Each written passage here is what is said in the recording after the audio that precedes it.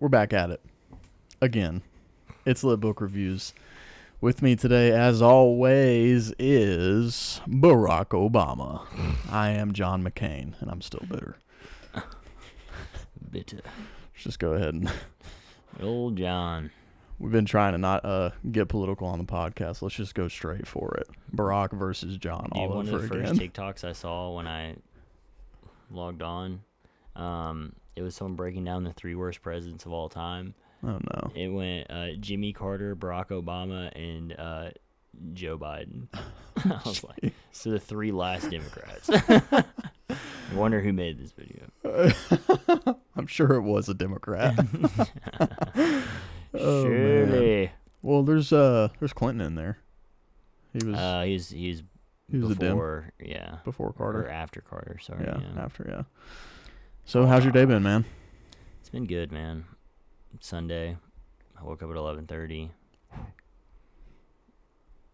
Yeah. Got up ready to grind right before lunch. Yep. Went and watched the Falcons win, cut the grass. Let's go Dirty Birds. Good thing they won since the Braves got beat like 11-2 today by the Marlins. They just got swept by the Marlins. The best team in baseball just got swept.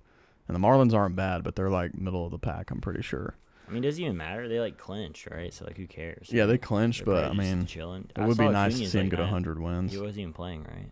Yeah, he like had tightness in his calf, and they're just like, all right, we're about to try to win the World Series, so why don't you just not play?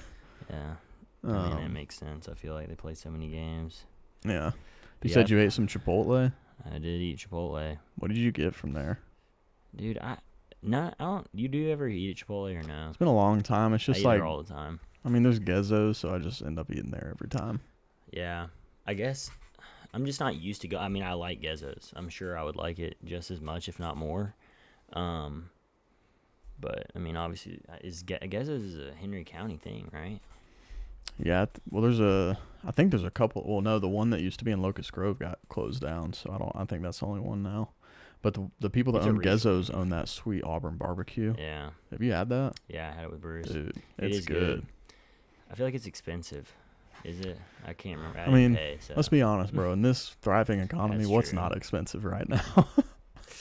My hourly pay is definitely not expensive. Yeah. But no, I eat at Chipotle all the time. If I'm getting fast food, I'm getting Chipotle.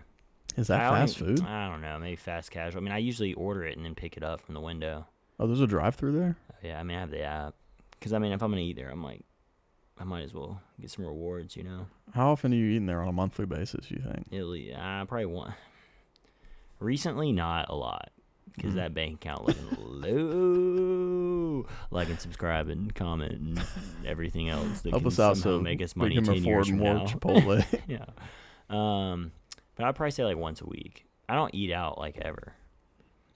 And when I do, it's either Taco Bell. Like if I'm eating out, well, all right, it depends. On a daily basis, like on my average day, I'm not eating out. I keep seeing the reflection on that thing that's turning. I'm like, who's there? I'll eat Chick-fil-A and taco. I mean, if I'm going like unhealthy, like Taco Bell for sure every time. Yeah, I'm not gonna lie. I've been on a Taco Bell grind lately, bro. Like, it's not the same though as it used to be. No, dude. Their value menu, whatever it's called, there's nothing on it anymore. Whereas I used to go there for I would go there because it made economic sense. Yeah, their dollar menu used to be like good stuff. Now it's literally 1,600 calories. Yeah, it's like a cheese roll up on their dollar menu now, and now they're running that. They're doing that. The chicken tacos thing that are like the rolled up chicken things that are really good. Is it good? Yeah, they're good, bro. I got 2 of those, which, bro, they're little sticks. 2 of those and a taco and a medium drink, and it cost me $11. I was just like, bro. Can't make it anymore. That's 2 hours of work. Come on, man. See, I just can never not get a cheesy gordita, and I swear those are, I think, $13. I think that's as much as a prime rib steak back in 2008. So it's like, I don't even want to know what Longhorn's looking like these days. Oh, dude, I bet an 8-ounce sirloin now is probably $30. And you're just average play. I mean, seriously. God, dude, that's 2 weeks of work. I mean, dude, Luckily, I did watch a video earlier that said that you can survive without food for 3 weeks. So, dude, I'm about to hit that. It's like 5 days without water. I don't even know if it's 5 days. It might be less than that, but it's like 3 weeks. Dude, I feel like if I didn't eat for 3 weeks, I would save up $2,400. Oh, yeah. Just like that in 3 weeks. I just can only imagine how much weight you'd lose, though, if you just even went a week without ingesting a single carb.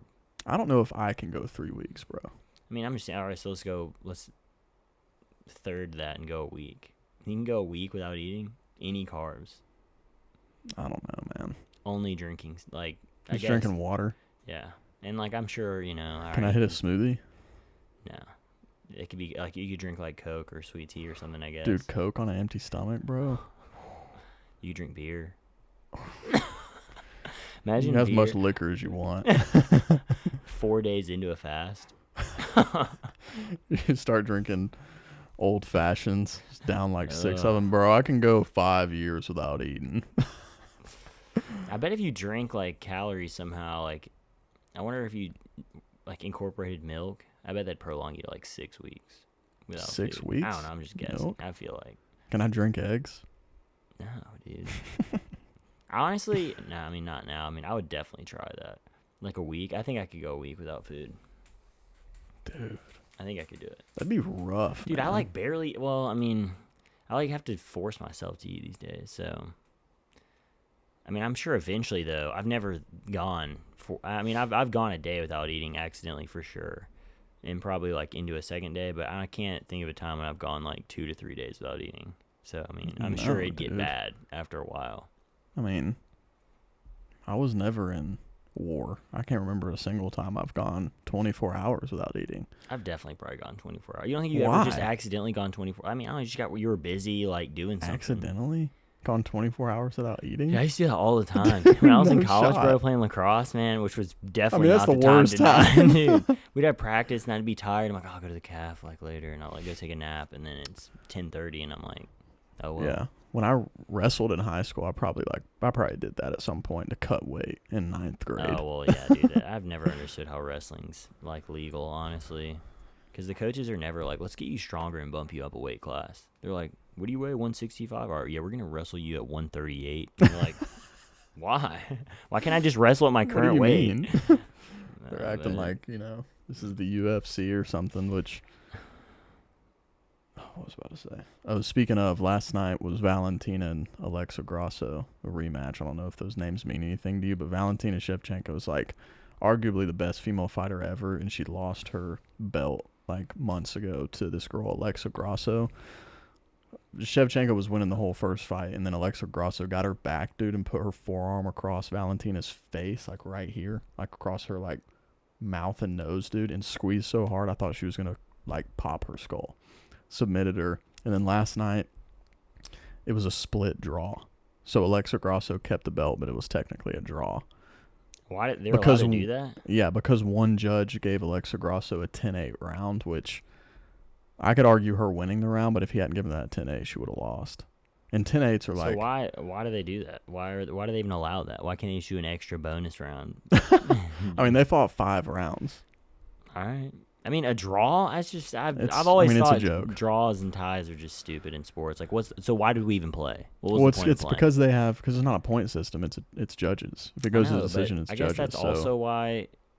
It's 15 judged rounds. I mostly like the UFC, but like if it doesn't end in someone tapping out or getting knocked out, I'm like, that was stupid. I mean, yeah. Like but I guess I can understand that, but it's definitely. I mean, I like when the fights go the distance, because if it's a good fight, that means that like usually it means they put on like a pretty great showing, which they did, dude. That might have been the best girl fight I've ever seen. Like, there's a lot of good girl fights in the UFC, but that one was like legendary. I mean, they were a good girl fight, dude. Did you see? They were beating the crap out of each other. Speaking of girl fights, dude, did you see the video that it was these girls fighting at a Morgan Wallen concert, like outside of a porta potty? No, it sounds lovely, dude, though. Dang it, my phone's over there. Dude, I was gonna try and describe to you. Essentially, like, this girl was in the, like, I guess she accidentally cut this other girl in line at the porta potty, and her mom, like, so she's in the bathroom, and her mom was standing out. Like, at first you don't know it's her mom, like, only from context afterwards. But anyway, this lady standing outside of a porta potty, and this girl's like yelling at this lady who's like standing in front of this porta potty. and like gets in her face, pushes her or whatever. So they like start scrapping, dude. And this girl like throws this lady who ends up, I guess, being some girl's mom into a porta potty. And they're like scrapping. I mean, these are all white girls, so it's hilarious. He didn't like boots and like everything Morgan Wallened out.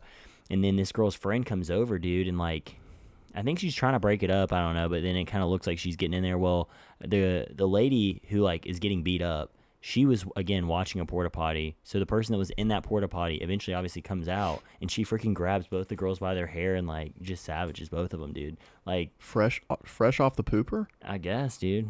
Dang. You can't tell like from the video angle, but I watched an interview with her, from like Dave Portner or somebody from Barstool, and it was just like wow.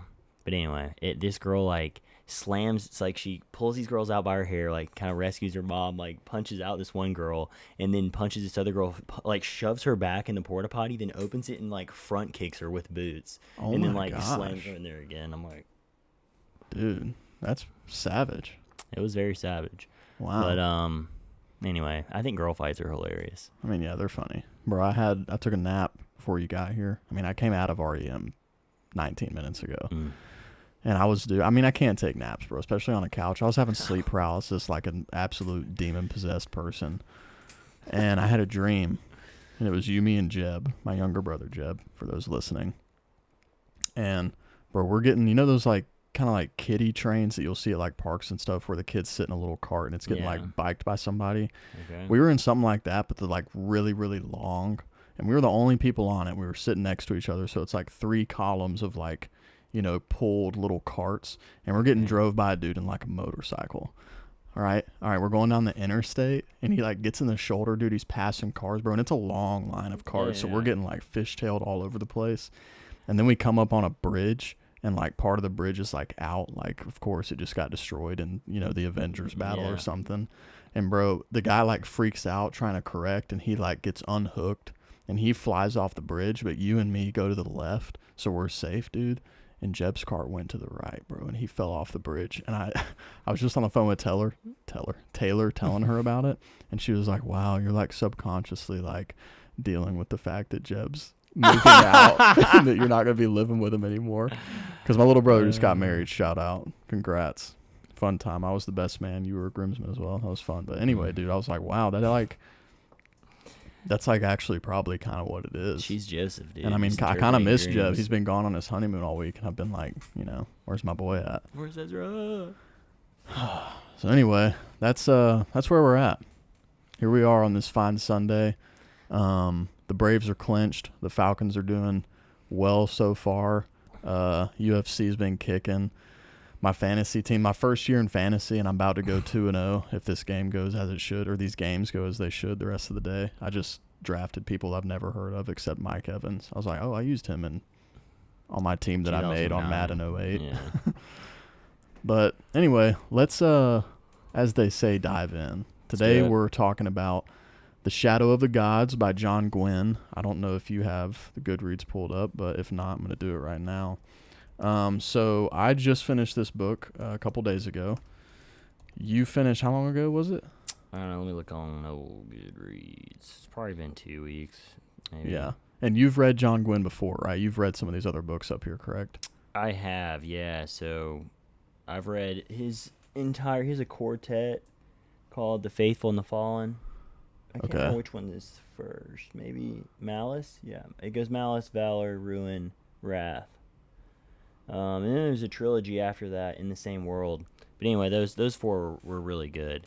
I've talked about John Gwynne before. I kind of compare him to Joe Abercrombie a little bit. Yeah. Like kind of similar styles. He's like a more censored version, I would say, of Joe Abercrombie. So, you know, kind of Game of Thronesy vibes, like not huge. Well, this one has a little bit more like magic-y vibes in it.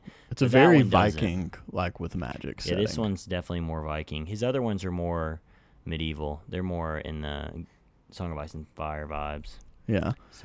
So yeah, I've never read any John Gwynne, but this book did win a Goodreads Choice Award nominee for, or I guess didn't win it, but he was a nominee for Best Fantasy in 2021. So this is a fairly recent, it came out May 2021, fairly recent book. There's a second book called Hunger of the Gods that we'll get to before too long, I'm sure. But yeah, the Goodreads description of this book is hilarious. After the gods warred and drove themselves to extinction, the cataclysm of their fall shattered the land of Vigria. That's it. That's the description of this book. I mean, absolutely no idea what's going on. You go underneath it and it says, now a new world is rising where power-hungry jarls feud and monsters stalk the woods and mountains. No, dude, I didn't see that. I'm looking at it right now. A world where the bones of the dead gods still hold great power for those brave or desperate enough to seek them out. Now, as whispers of war echo across the mountains and fjords, fate follows in the footsteps of three people, a huntress on a dangerous quest, a noble woman who has rejected privilege in pursuit of battle fame, and a thrall who seeks vengeance among the famed mercenaries known as the Blood Sworn. All three will shape the fate of the world. Wow. As it once more falls under the shadow of the gods. Mine's not even showing up on here. I guess somehow I messed it up. Like on here it's saying read. Like it's not in my red books. I hate Goodreads, man. I hate Goodreads. It's such a bad app. It does that to me all the time, and it makes me mad because I'm so OCD. Because if it messes it up like that and you try to go back and fix it, it'll like not show up properly ever, bro. It'll never show up properly again. Yeah, I don't understand that at all. Yeah. But yeah, this is number 1 in the Bloodsworn saga. So, like I said, the second one's out. I think the third one's coming out maybe this year or next. So we'll be continuing to read these. So first thoughts, ratings, without going into the non-spoiler review as of yet, just generally, I gave it a 4. It's got a 4.26 overall with 31,000 ratings. I gave it a 4. I just told you earlier, like it was very close to a 5. We'll get into some of why I couldn't give it the perfect score. But you gave it a 5, right? I did. Did you give Three Body Problem a 5? I don't know. I might have given it a 4. Okay. I can't remember. It might have been, honestly. I mean, that blew my mind. But the more, you got to remember, man, I haven't read as much just fiction as you. So, like, as I'm getting more into it, I have more to compare it to. Like, right now, when I read fantasy. Dude, I don't know how that, I just still don't get that argument. What do you mean? I just, when I read Three Body, I loved it. And it's the only science fiction I've read besides Dune. And it was still way different. So, it was but you got to remember, bro, I felt differently about Three Body than you did. It blew my mind. Whereas you were like, I don't know about this. I mean, I didn't, the dots were not connected well enough for me. And and maybe I'm rating stuff wrong. I feel like people rate stuff differently, but when I'm thinking about a fantasy novel, I'm comparing it to Words of Radiance and Oathbringer. So it's okay, was it as good as that? And this one wasn't for me. Oh, no, but I mean, obviously, I gave it a 5, but it's again, that's why I don't like the 5-point scale. Yeah, it's a horrible system.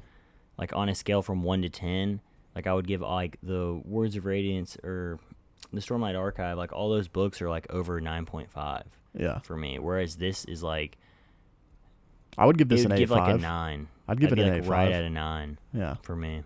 So technically, if I'm saying I'd give it an A5, it should technically be a 5. But again, in the 5-star rating system, it's hard. Yeah, it's just annoying. 5-star. I like the other. I don't like this one as much as those. But obviously, there's 4 of those. So I mean, I expect the next book to be. Did you how good. do you compare this to the first book in that quartet? So it's not from a setting like you said before, this is more a Viking setting, so all those words that he uses that are more Nordic, there's none of that. It's all more England, old historical English terms for things. Mm-hmm. In that, so I feel that's a little bit easier to digest, obviously. Yeah. But I mean, the writing style is similar. He loves the classic. We're gonna give you 3 groups, and these groups are gonna be all over, and maybe one day they'll converge. Maybe. That was almost a spoiler, but anyway, yeah. So, I mean, very similar. I don't know. Yeah, I mean, I don't like it as much yet, but I do I know it has potential for it to be good because I mean, it's still just the first book.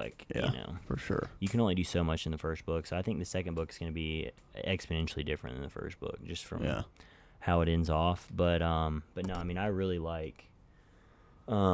The Faithful and the Fallen series, it's really good, man. Yeah. All right, well, cool. Yeah, so I gave it a 4, you gave it a 5. Overall, we obviously thought the book was very good. So just non-spoilery, this is definitely...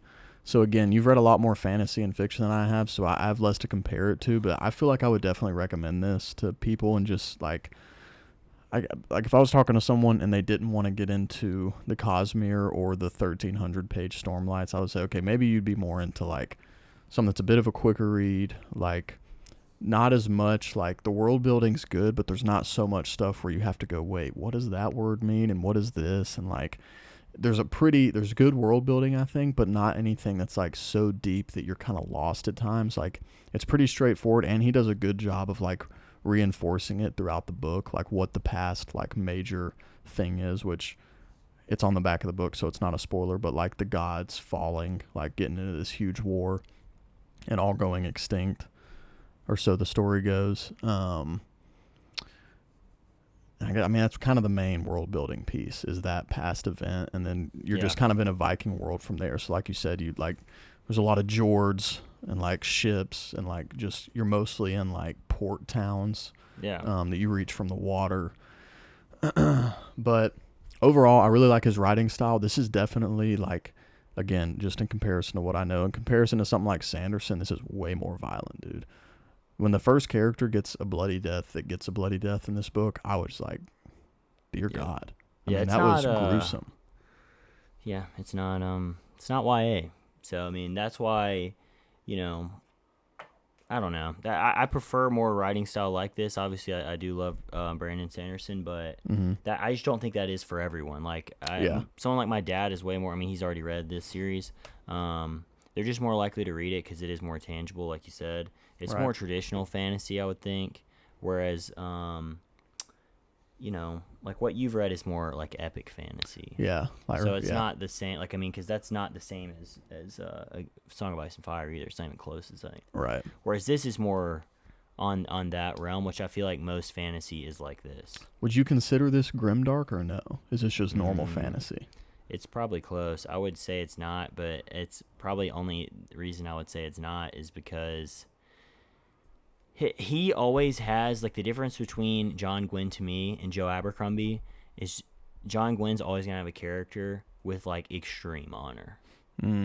Like, he's always, and maybe more than one, that maybe has made, like, bad past decisions, but, like, so either something in their life has happened or whatever to where now, like, no matter what, they are going to, like, do the right thing based off of, like, this set of their codes. Moral code. Yeah. Whereas, like, Joe Abercrombie, like, that's why that, and I mean, Song of Ice and Fire, I mean, there's no one that's really like that. It's all gray characters. It's all gray. It's all like making decisions off your own personal interest, and that's why it's so exciting, because you just really don't know what anyone can do. Whereas, like, especially in the Faithful and the Fallen series, which, I mean, I haven't gone deep enough into this to know.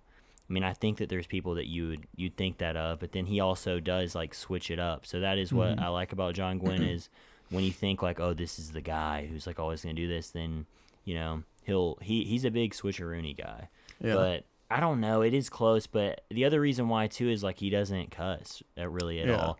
Whereas, like, Joe Abercrombie, I mean, it's just such a, like, you just feel not dirty, but it's just like you're getting in the, like, in the head of these people, and he's not filtering anything out to where he doesn't filter out, like, blood and, like, obviously, in violence at all. It's just the language stuff he definitely filters out, which, I mean, I don't mind that. No, me neither. I actually prefer, I haven't read a lot of books with, like, language in them, but it's like sometimes it can take me out of it a little bit. Like, I'm just like, it depends on the writing, but yeah, I mean, Joe Abercrombie would not take you out of it, dude. Yeah, like, if you do a good job of making it, like, make sense, like, oh, this character's just talking, I get it. But sometimes it can, like, in this kind of book, in a Viking book setting, I would just be thinking, Vikings didn't use these words. So, like, this just makes me feel this is Americans in Viking land. And I think that's the main reason. I feel like there are maybe a couple cuss words, but it's only... It's not he's not dropping F-bombs. No, definitely not. If anything, it's probably, like, words that actually have other meanings that are curse words, but he's like using ass them in or there, damn like, or something. Yeah. But I feel like they do say, like, like their own version. I gotta stop, dude. I gotta stop. So yeah. Anyway, but no, I this is the type of fantasy that I like the most personally. Like, not, I mean, obviously, Sanderson is, like, his own thing, but I just don't think everyone can do that. And so, like, as far as, like, me reading for the rest of my life, if I had to pick, like, a subgenre, like, the traditional swords, like, going out on the battlefield and you just having to be that guy. this is the type of fantasy that I want to sign up for. Like, again, you can tell like there is some kind of magical stuff going on, but there's not like an overpowering thing. Like, you just gotta, like, it's just the people that are just the toughest people win. Yeah, and there's not like there's not characters who, even so far, there are characters who seem like, oh, they're like kind of OP with their magic abilities. Like, I don't want to kind of screw anything up or spoil, but like Skulk's character. Mm-hmm. I won't say how. There's some or light why. magic used for. There's light magic, like, but they're not. It doesn't put them like a huge level above. Like in a fight, dude, like they could be fighting a normal person, and these people are so savage that like the normal person still has a good chance of killing a person with like hard magic abilities. Mm-hmm. So it's I definitely like that aspect of it. It's the first book that I've read that's like, or fantasy book that I've read that's really got like violence depicted in it, like in real time, like in fights. Yeah. Which does just make it a lot more like engaging, because the mental image you're building when you're reading these fight scenes or these different altercations, you're like, wow, that was gruesome. Yeah. I will say this one was, I thought, more confusing than his last series. Really? Yeah. I thought it was harder to follow some of the setting and magic stuff, which we can like get into later in spoilers, but if you've read John Gwynne's previous series, and maybe some of it is just it being like the Nordic setting and him using a lot of that terminology, but I don't know. I think part of it too is probably just because he's hiding stuff still. Like, I feel like a lot of it hasn't been fleshed out, so we still don't really know and understand everything that's happening. Yeah. But I don't know. I don't know if it's because he didn't do a good job of it, or if maybe I just missed some things. Like, there were just some things that it was like, I wasn't super clear on what that is, and now I am. But like, it wasn't as satisfying as like in his other book, his other series. Like, it's very well done. Yeah. Well, that's again, I think this might just be different. It's just a little different thing going on here. And that's part of, and like you're saying, maybe it'll, in the next book, I'll be like, oh, that was just me not grasping everything. But that's part of why I didn't get a 5 for me, is because there are some things where I'm like, it's not that the writing was choppy, but there were times where I would be like, wait, so like, what just happened, or what did that mean? Yeah, some stuff was tough to visualize. With the creatures, like, dude, the creatures was the biggest thing. He had like a subterm, or he had a term for it, but then there's all these subterms of these creatures that look completely different. But he's using the main term for like everything's like a living being. Yeah, like, and I literally texted you like, that could be a dragon or like an ogre or like a freaking worm. Like, they're all the same thing. And dude, for the first probably 30 pages of the book, I was like, are these just people that are bad? And then finally you meet like a tenor or something, and you're like, oh, these are like monsters or creatures or whatever. Yeah. So yeah, those were harder to visualize. To me, and then, at least, especially the little spirit in the river. Yeah, I also didn't love, like, I got to where I liked it once I kind of had contextual clues each time I read the word, but like how these random italicized words to describe a ship or like a coat of mail or whatever, I think it's cool, and it puts you in the setting, but at the same time, it can sometimes make you slow down and go, wait, which one is that again? And usually there's contextual clues to know, like, oh, they're talking about a ship or whatever. But like, I say always, I haven't seen it a ton, but he's very specific in doing that. He does that a lot. I haven't read a lot of other people that do that too. I actually like it. This, again, because it being Nordic, it's a harder context clue. Yeah, and whereas with the other where it's like more Old English words, like, it's easier to guess on what that is. And whenever I see something like that, I'm like, okay, like if I really sit and think, and this is me being annoying, but like if I really sit and think about it, it's like, okay, every now and then they're using words that are like Nordic words, but everything else they're saying is modern English. So it just kind of makes you think, like, you could just say ship and like it not change anything about this book. But I get that you're like putting these contextual like things to like bring you in. I don't dislike it. I wouldn't change it, but there were times where I read a certain word and I was like, wait, she put her what on? Her brinja? What is that? Are those pants? Is that a shirt? Is that a necklace? Like, but it's a coat of mail, and I'm like, okay, like I get that now, but it just takes a minute to kind of get used to that. But overall, I feel like we may have just like made it sound worse than it is. It was a really good book. I was engaged the whole time. It took me longer to finish than I thought. I was reading like 3 books at the same time, but either way, I thought it was a really good book. I think the writing style was cool. The characters are really good. The character development I liked a lot. The story's really cool. Like, one thing I really liked about it is each story flows very naturally. And then by the end, you're like, oh, wait, like, you don't necessarily, with one story in particular, you get the vibe that like they're doing something epic, like towards the latter half of the book. But the other two characters, and even that character, like they're just going on a natural journey in the world, like either searching for themselves or like just trying to accomplish something, but they're not.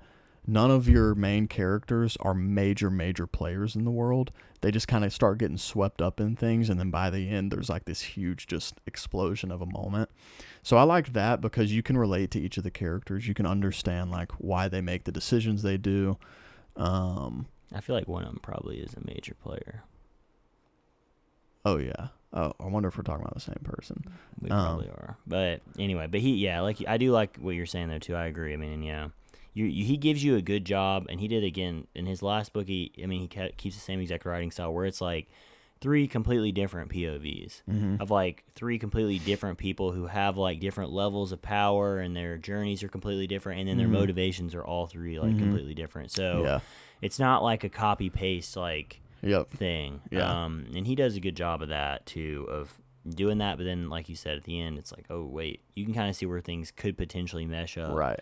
But I'm curious to see in the next book, because I'm sure it'll be 3 different people, maybe 1 or 2 of these. Oh, I know for sure one of them. Oh, is that how he does it? There's gonna be 3 different people that like are not these same people. Yeah, I bet. Well, I mean, I bet one of them, or maybe I bet there's gonna be at least one other. I would almost 100% guarantee. I mean, that would make sense. That is another, and then you'll still see the other characters, but through someone else's POV. I actually kind of like it. Kind of makes me sad, but I also kind of like the prospect. But I'm sure there'll at least be like, I don't like Varg is the main character. I just have a good feeling his is still going to be maintained. Dude, I'm gonna be sad if Orka's not.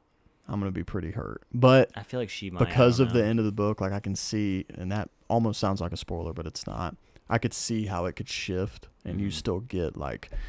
But anyway, I also really like, and you had mentioned this before I started reading it, it sometimes sucks in the moment, but if you're doing the whole, each chapter is a different POV, like there's never 2 chapters in a row with the same character, there's always going to be opportunity for a writer to just continually keep you, because a chapter will end with a certain character and you're like, you got to be kidding me, dude. I got to read 2 or 3 chapters with other characters. And so you got to know, but then by the time you get back to that character, you're feeling that way about the other characters. Yeah. So it just chapter, keeps you going. His rise and fall, like his rising and falling action of each chapter is always really good. Rise and fall. Something else is on your mind. It's always on my mind. Dude, that question of how often do guys think about history that Lexi the Roman Empire. Yeah. Or the Roman Empire. I mean, every day. Asking me about like in general, just history. I'm like, I mean, at all times. Day. I mean, I read a history book every single day. And I genuinely, I mean, I think about history in general, a lot of American history, but I do genuinely think about the Roman Empire once a day. That's like not a joke. I don't know if I think about the Roman Empire once a day, but I told her at least like twice a week. Yeah. I mean, dude, I'm always not big into the ancient history, but I mean, I will, but I'm still thinking about it twice a week. Yeah. But I'm thinking about the Russian, anything Russian, and then especially now, just because I'm reading The Rise and Fall of the Third Reich, I mean, I'm thinking of any of those different influences in Eastern Europe. I'm thinking about Caesar crossing the Rubicon once a day. See, I haven't read that book, but I'm sure if I did, then I probably would too. Yeah, it's just that whole story is so epic. And then she's like, well, why do guys think about history all the time? And I'm just like, you don't want me to answer that question.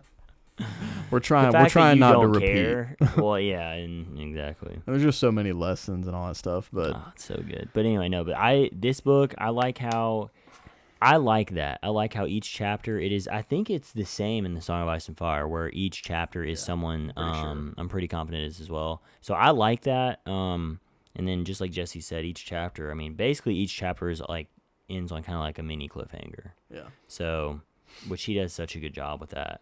I also think his books would make, maybe not this one, I think this one probably still too, like, they would make great, like live action adaptations.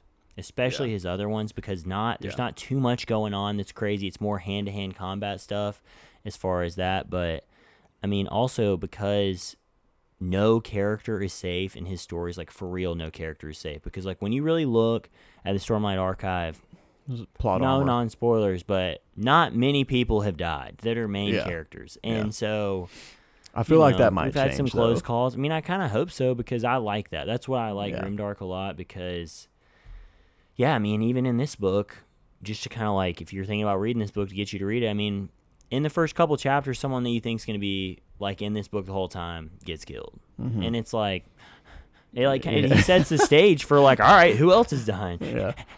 So, dude, that one got me too. Yeah. Oh, dude, I mean, yeah. When I read that, I thought that person was going to be instrumental to this story, and I was hoping they were. Yeah, too. I liked them. When I read that, dude, I was like, oh, or her. This is the kind of book that I'm about to get into. Yeah, and especially it made first chapter, like you said. I mean, it immediately makes you go, oh, like I gotta hold on to my people because I might not have them forever. Enjoy your time. So yeah. Anyway, before getting into non-spoilers, if you haven't read this, definitely recommend it if you're into fantasy, especially if you like the Viking shows on Netflix, if you like Game of Thrones, like all that kind of stuff. This is the kind of book that should be right up your alley. If you're into good character development, like I think this is a story for you. It's also story driven. If you're like a big world building person, like Tolkien, Sanderson-esque, and like you need that, you might not love this one as much, but I do still think there's good world building that for someone like me, who usually my first criteria for a good fantasy or fiction book is the world building, I still could get down with what he put out there. Like I still thought it was good. And the other stuff compensates. If you would say it's lacking, it compensates with the character development and just like the intense scenes. Like it's a page turner, man. Not all books that are really good are something I would call a page turner. This one's definitely a page turner. Like there's not really a lulling moment in this. Oh no, I just didn't because think so. of like you said, because it switches POVs and each POV is at such a different place doing something completely different. Yeah. I mean, there's just not a lot of time. There's never where it's like 2 chapters in a row where like low-key someone doesn't get close to dying, I feel like. Or like something serious, like some serious information isn't just revealed. Right. So yeah, that's non-spoilers for The Shadow of the Gods by John Gwynne. If you haven't read it and you don't want to know what happens, are you ready to jump in? Oh, yeah. So yeah, hop out if you don't want to have things spoiled. If you have read it or you don't care, you can continue now. Non-spoilers, wee woo, wee woo, wee woo, are over. Spoilers, wee woo, are beginning now.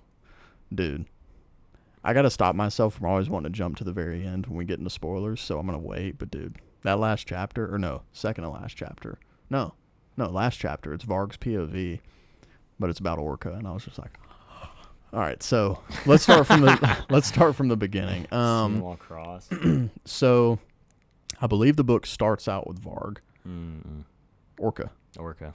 Book starts with Orka. Orka's got her hubby Thorkel and her son Brekka. Yep. They kind of live like on the outskirts of the town that is like kind of like they live on the outside of it, but like that's the town that's kind of in charge of their area. It's called Feller, I believe, which every time I read it, I just went, "What's up, Feller?" Like you're talking to someone, but it's Feller. It's more like Feller. So that's kind of the opening to them. Orka's like this. You can tell even before the action gets started that Orka's just a savage. That she is just this big woman. She's hiding something. Who will absolutely destroy people. And yeah, she is hiding something, which I was guessing it throughout, dude. But until it got confirmed, I was like, man, maybe something else is going on. I was like, oh, it's what I thought. Dude, I mean, not to really jump, but her being related to That's what I was saying, dude. That's the big reveal, that she's related to Skull Splitter. Yeah. I mean, she's his daughter, if I understood correctly. Yeah, I couldn't tell, dude, if that was the case or if Thorkel was Or if Thorkel was his brother. Yeah. If she's, I don't know. Yeah, I mean. Because she says, "Where's my brother?" And he's like, "She's dead." But I didn't know if that meant he just called him brother because he married Orka. Yeah. I don't know. But either way, we should probably you want to just go straight through each character rather than trying to jump around. Yeah, I mean, I have them all. So, I mean, like you said, the first, like, group of characters is Orka, and then obviously her thing is, like, the storyline that she's on is that Decker and a group of, like... Drekker. Yeah, D-E-K-R, whatever, however you want to say that. Him and a group of people, they're going around capturing children, and, you know, in the beginning you have no idea, like, why, like, that's happening, and so... You know, that's like what the first chapter is, you know, Brekka is like going on his first hunt, I think. And then, you know, they kind of like sense something's going on and they go to like a local farm and like, you know, they walk up on an absolute atrocity of a murder scene. Yeah. And rough. The kid is gone.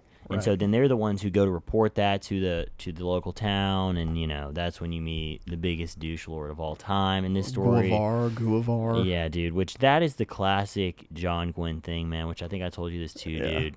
I can promise you that dude's not dying anytime soon. I mean, he is a classic writer where whoever it is that you just absolutely hate, they're going to escape death every time. Barely. And they're always going to you're almost always going to get that vengeance, dude, and then it's just going to I thought she had him, bro, in the end. I was like, there's no way he gets out of this. He got out of it. Every time, dude, and it's always those type of people. So, I mean, he's going to be a thorn in the side for a long time. I can just guess that. But essentially, nothing happens, whatever. Anyway, long story short, Brecca ends up getting kidnapped while Orka is... Dude, I knew it was going to happen. Bro? So they decided... So her and her husband, Thorkel, decide, okay, we are going to leave. We're going to get out of here. So she goes makes a mistake, makes a bad decision to leave in the middle of the night while all this stuff is going on, to go pray to the tree or whatever, go ask the tree for guidance. It just happened so quickly. Right when she left, bro, I was like, oh, here it goes. Thorkel's going to be dead when she gets back. I didn't see that coming, honestly. I thought she was going to pull up on something else. I don't know. Because it was it felt like such a short time span of her going to that tree, and it's like the spirit or whatever is like dead. And then she hears screaming. Yeah. So to backtrack just a little bit, though, before we get to like that happening, when they go to the town to report everything, this is when the death that really shook me occurred. This guy named Varg, like, basically ends up challenging Guavar, and so they have to have this little battle of honor or whatever. Yeah. Varg this is wins. all because his aunt, I think, is the Jarl. Jarl Sigrun. I've been saying Jarl the whole time. I never said I'm Jarl. Sure, no, it is Jarl. I'm confident, but I'm just, it is just out here Jarling. I'm Jarling, dog. Yeah, she comes back from meeting with Queen. Yeah, Jarl Sigrun met with Queen Helga and decides that they're going to basically fall under her wing. Which, I mean, it does make sense politically. Like, I mean, she's like, if we don't, they're going to be here anyway. So we might as well just do this. Might as well be on their team. But then, when of they course, get here. Varg is a fisherman who's like, I'm not trying to keep getting savaged by all the taxes that I'm sure will come. And so, I mean, he's voicing real opinions too. And so, anyway, but then Guavar's just being a loser and calls him out. And and Varg disrespects him. So Guavar calls him out for like a one-on-one. Varg wins, but they had agreed to submission. So Varg wins, then gets pissed and raises his axe like he's gonna kill Guavar, which he's technically not supposed to do. So this freaking cat lady, wolf tainted person, comes out of nowhere and absolutely guts him like a pig, dude. And both his sons are sitting there watching, and Orka's like, dang, that sucks, but you shouldn't have raised your axe to kill him. Orka's just kind of straight up about everything, and she hated that it happened, but it is what it is. So Thorkel gets in there too, and tries to make sure that the things don't go too far, and he ends up getting cut. Which tainted is that girl? Ooh. I think she's a wolf. Yeah, she's either a wolf or a different hound. Gods, but I can't remember which one she is. She's either a wolf or a hound. I think it's actually probably a hound because she licks the blood, and Orka doesn't like that because she knows that she can track it. It was her blood, I think, too. I thought she just thought it was Thorkel's because the girl slashes Thorkel on the shoulder, I'm pretty sure, and then licks the blood. So that whole event happens, which just puts in your head okay, our girl Orka is there's a major conflict here because she doesn't like that tainted thrall. She doesn't really like Jarl Sigrun and all these people, and now she sees that the thrall she's is always on the verge of at this point she hasn't thrown down yet, but she's ready. Every time something happens, she's seeing red and having flashbacks, and you're just is she all right? She's about to have an aneurysm every time anything happens. You need medicine. All right, so anyway, jumping forward. But then that also leaves Mord and Lif. Yeah, sorry, that's the whole reason I said that. Yeah. So Mord and Lif, Varg's sons. Yeah. She stops them from trying to react immediately. Because they have no training, they're just younger. Yeah. I mean, they're just gonna sons of a fisherman. Yeah, and they easily go to their death there, but yeah. So then Brecca gets kidnapped. Fast forward a little bit. Brecca gets kidnapped. Orka comes back. Brecca's gone. The house is on fire. Thorkel's got 2 axes in his torso.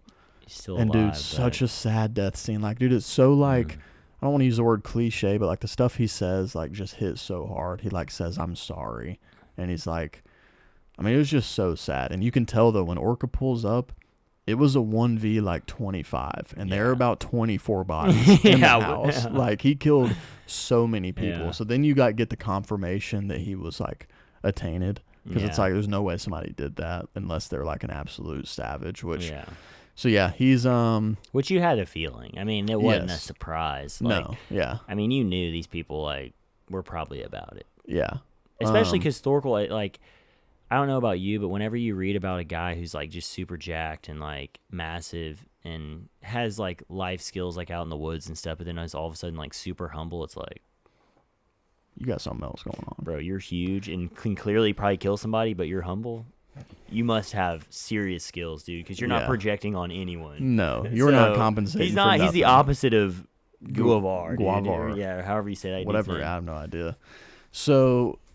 Yeah, essentially that sets Orka out on her main journey, is trying to find Brekka. Thorkel dies. I will say I thought that little dragon thing, that I thought he was going to play more of a part. I mean, obviously he does. I thought he was going to go with her. Yeah, she actually. I think it's a girl. Okay, yeah. Well, and not to like spoiler, but one of the best companions of all time is in his previous. In other books? No, in his previous quartet. Oh, really? The main character has like a companion that's sick, dude. See, I did think that was going to happen. I did think she was going to take both of them with her. There's a really good like coming together of that, because later in the book they both. I don't know how I feel that it can talk.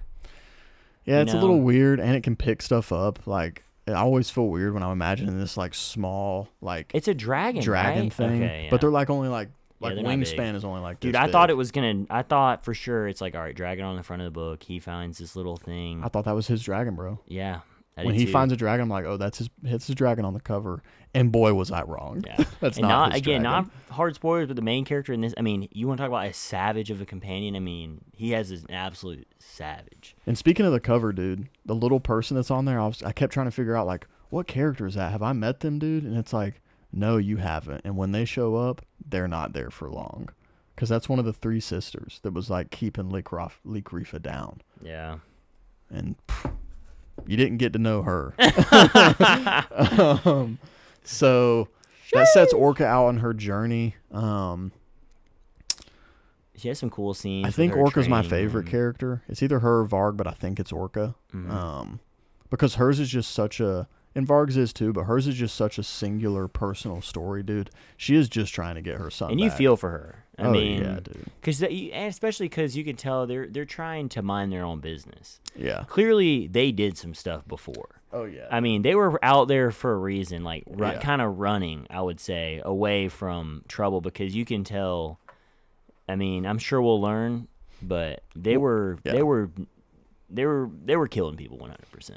Somehow, or doing something. Because all her little flashbacks she would have, and then comments Thorkel would make, you could see that they lived a life of absolute death and destruction. Oh, yeah. Well, and they don't want that for Brekka. The skills that they have. So, like, how did they get those? You know, you can't just walk up into a hotel and essentially almost kill everybody, and then be surrounded, and you're like unfit. You're still just ready to go. Yeah, which I saw Lift. Not to again jump ahead to you, but more than Lift coming back for her. I was like, no way they part ways here.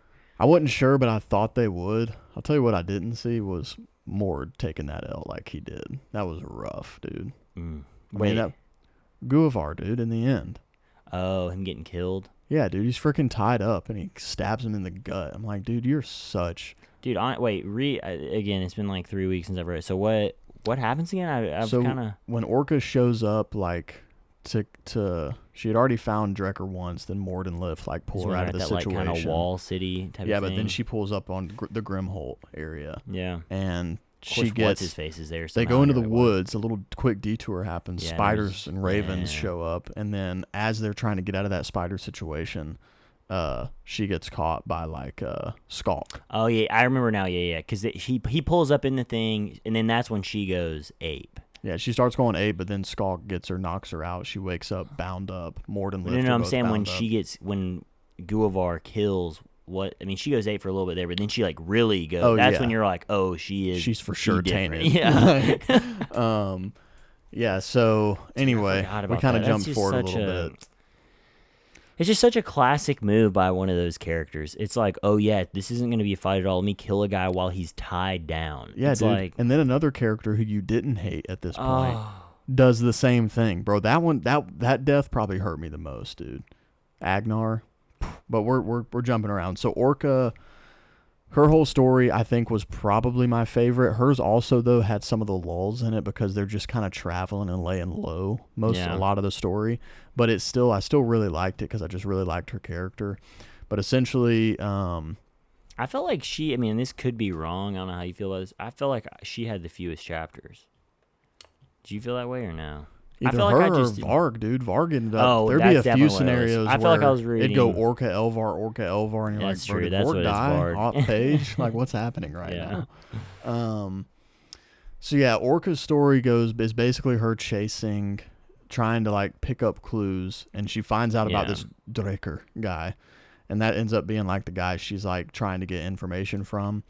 Mord and Lif are a part of her story, but once they get to a certain city, I think it's Dramar or Dral or something.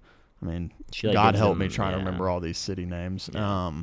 She like sends them on their way because their whole personal mission is to get revenge on Guavar for killing their dad, or I guess he didn't, but for being they still involved. blame him. Yeah, they blame him. So because at this point, ways, I don't know if you find out then, but I mean, she's dead. Who? The girl who killed her dad. Oh yeah, well yeah, because what's her name killed her. Yeah, they actually never confirmed it. They never confirm at any point in the book that she's dead. I thought they confirmed it when what's-her-face shows up with a thing on her face, and they're like, oh yeah, someone broke in and killed her thrall. Oh, maybe they did say that. Maybe not, though. Because it's not confirmed when Orka leaves. So, yeah, it's not, definitely not at first. And she even says something like, I don't, Yeah, she might. Yeah, most people die from that, but she might not because she's a thrall. So, or a tainted. But we kind of skipped over that. Yeah, Orka. Yeah, we did skip over that. She, like, goes in and... she basically gets confirmation because of the axes that are in Thorkel.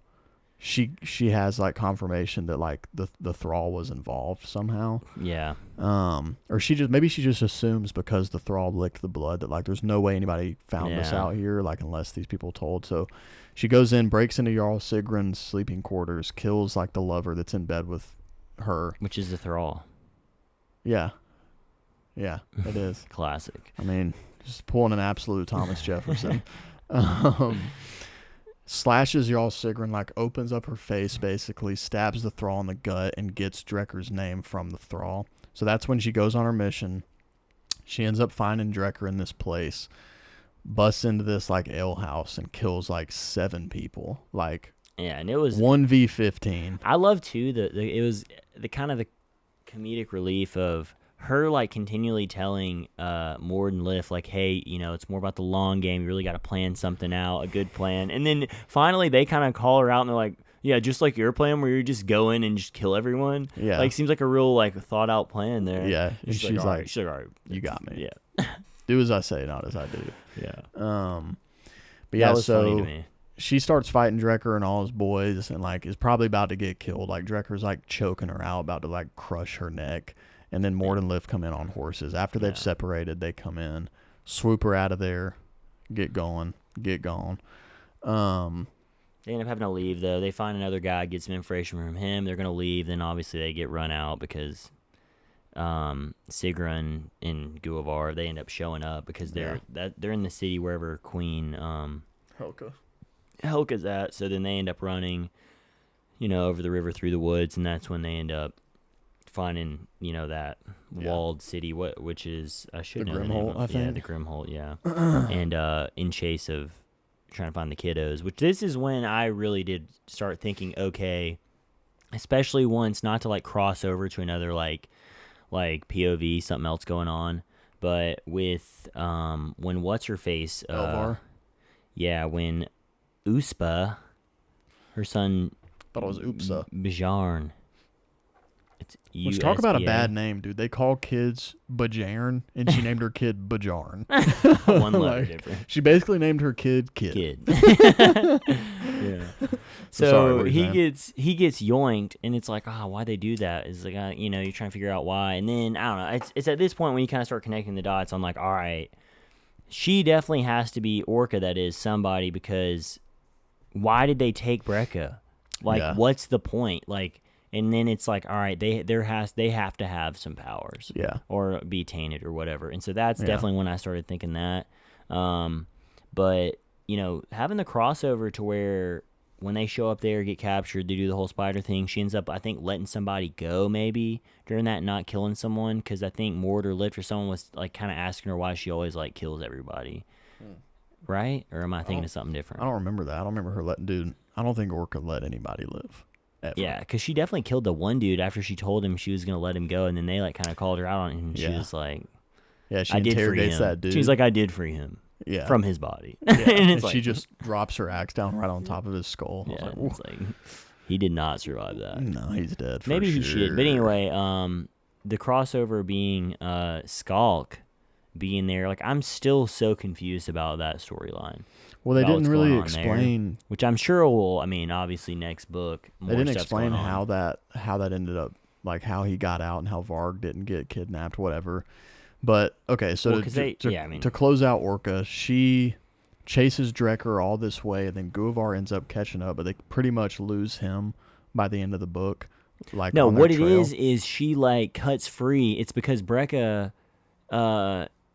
it's this whole spot, the whole reason why, that's what I was thinking of. Brekka, like, cuts something free from one of those. Brekka? Her son? Yeah, remember he, like, saves something. I guess his little thing. And she's like, isn't that a terrible death? That's not really a very honorable death. And then that's why she goes in to the Frostbiters, because, like, an animal of some kind. Because that's some animal. She saves the raven? Yeah, and then those are the ones who rescue her. Yes. So that's what I knew there was something in there I was forgetting. Right. He says it's a bad death for a spider to kill you when you're, like, you're tied up and frozen. Okay, yeah. Which so is true, which is ironic, because then that's how what's-his-face dies, because he's tied up. Yeah, and it's like... So she ends up getting captured when she gets to the Grimholt by Skulk and his boys. They take her to a tower or some building, have her tied up. He's, like, kind of interrogating her, but then Guvar shows up. This is Skulk, who is a character from another story, from Varg's storyline that we'll get into. But he's essentially like, I don't know if he's Dragonborn. No, he's a Gwalderman. So he's basically like a wizard in this world. Like he can like make fire with like in his hand. So he's kind of interrogating her, but not much happens because Guvar shows up and then just walks in there and stabs Mort in the gut. And then when that happens, Orka goes full tainted and starts just absolutely slicing people up. She goes Super Saiyan immediately. Yeah. So the story ends with her killing like pretty much everybody except, of course, probably not Skulk. Yeah. And Drekker's not there, so not here. Help too, right? The Ravens bust open the building and help. Yeah. But her story ends with another character, with the leader of the Bloodsworn showing up. And all throughout Varg's story, they're referring to the Skull Splitter, who used to be in charge of the Bloodsworn. So they're all talking about how legendary he was, and like Glornir, who's now in charge, is his brother. So you're just hearing about this character and going, oh, that was a legendary savage character. And then when Glornir shows up to the town that Orka's in at the end of her story, there's just bodies around her. Tenor, the little dragon. Could she be Skull Splitter? He says Orka Skull Splitter. Oh, wait, I'm an idiot. So she is Skull Splitter. So she's the one who walked away, but they made it, you think it was a guy the whole time. Yeah. And then switch it, yeah. Okay, she's the one that walked away. So that's like the last thing you get of Orka. You find out that she has this crazy connection to the Bloodsworn, and like it just makes her even more legendary, and it kind of fills in like, oh, that's how she's such a savage, is because he goes over and like hugs her or whatever, right? Yeah, he embraces her. She tells him that Thorkel's dead and that Brekka's missing and been kidnapped. And that's pretty much how her story ends, bro. That's the last thing you get is Varg's point of view, seeing Orka get embraced by Glornir and called Orka Skull Splitter. Yeah. That's how the book ends. You still have no idea where Brekka's at. Yeah. I mean, you assume you know, but... You assume he was there during Leek Rifa's okay. thing. Yeah, I thought but you didn't actually ever confirm, like, is Brekka here? You have no... I mean, there's like 38 kids out there. So that's Orka. She's probably my favorite character. It's close with Varg. So let's just go ahead. Let's end with Varg. Let's go into Elvar. Okay. But last thing on freaking Orka. Do you like the way he writes? He just does such a good job of writing a female character that's tough and like hard and like skillful without it feeling like, you sure? You know what I mean? Like, never once am I doubting like, is her she about abilities. it or whatever, Yeah. you know? And I know part of that is because of this like hint of like, oh, she's got a little bit of the gods magic in her. too, but She got you that know, god in her. she got that dog. Or what is she? She's not a dog. She's a wolf. I think she's wolf. Or is she Or bear? she might be bear. Berserker. So yeah, let's kind of, I guess we should stop saying all this without explaining it, but basically all the gods from this world were animals. I wrote down ginormous 8, animals. which there might be more. I have Ulfir, which is the wolf. Orna is the eagle. Berserker is the bear. Rada is the rat or the betrayer. A betrayer beside that. Yeah, he was a rat, yeah. Which is hilarious. There's a Just rat. badger. So there's, the badger is Grofu.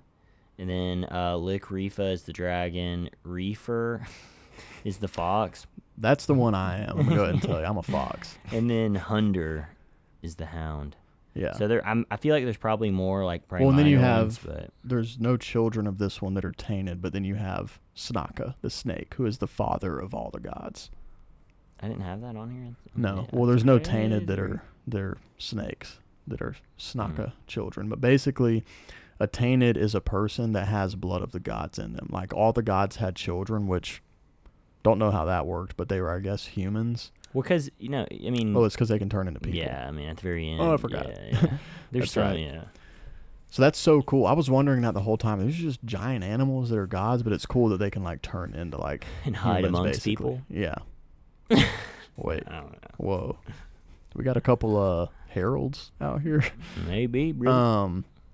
So that's what a tainted is. Like if you're a tainted, you're basically a child or a breed of of one of the children of a specific god, which gives you specific abilities. So if you're Which they sprinkle in some of the, like, abilities they might have, but Yeah. it's not, I mean...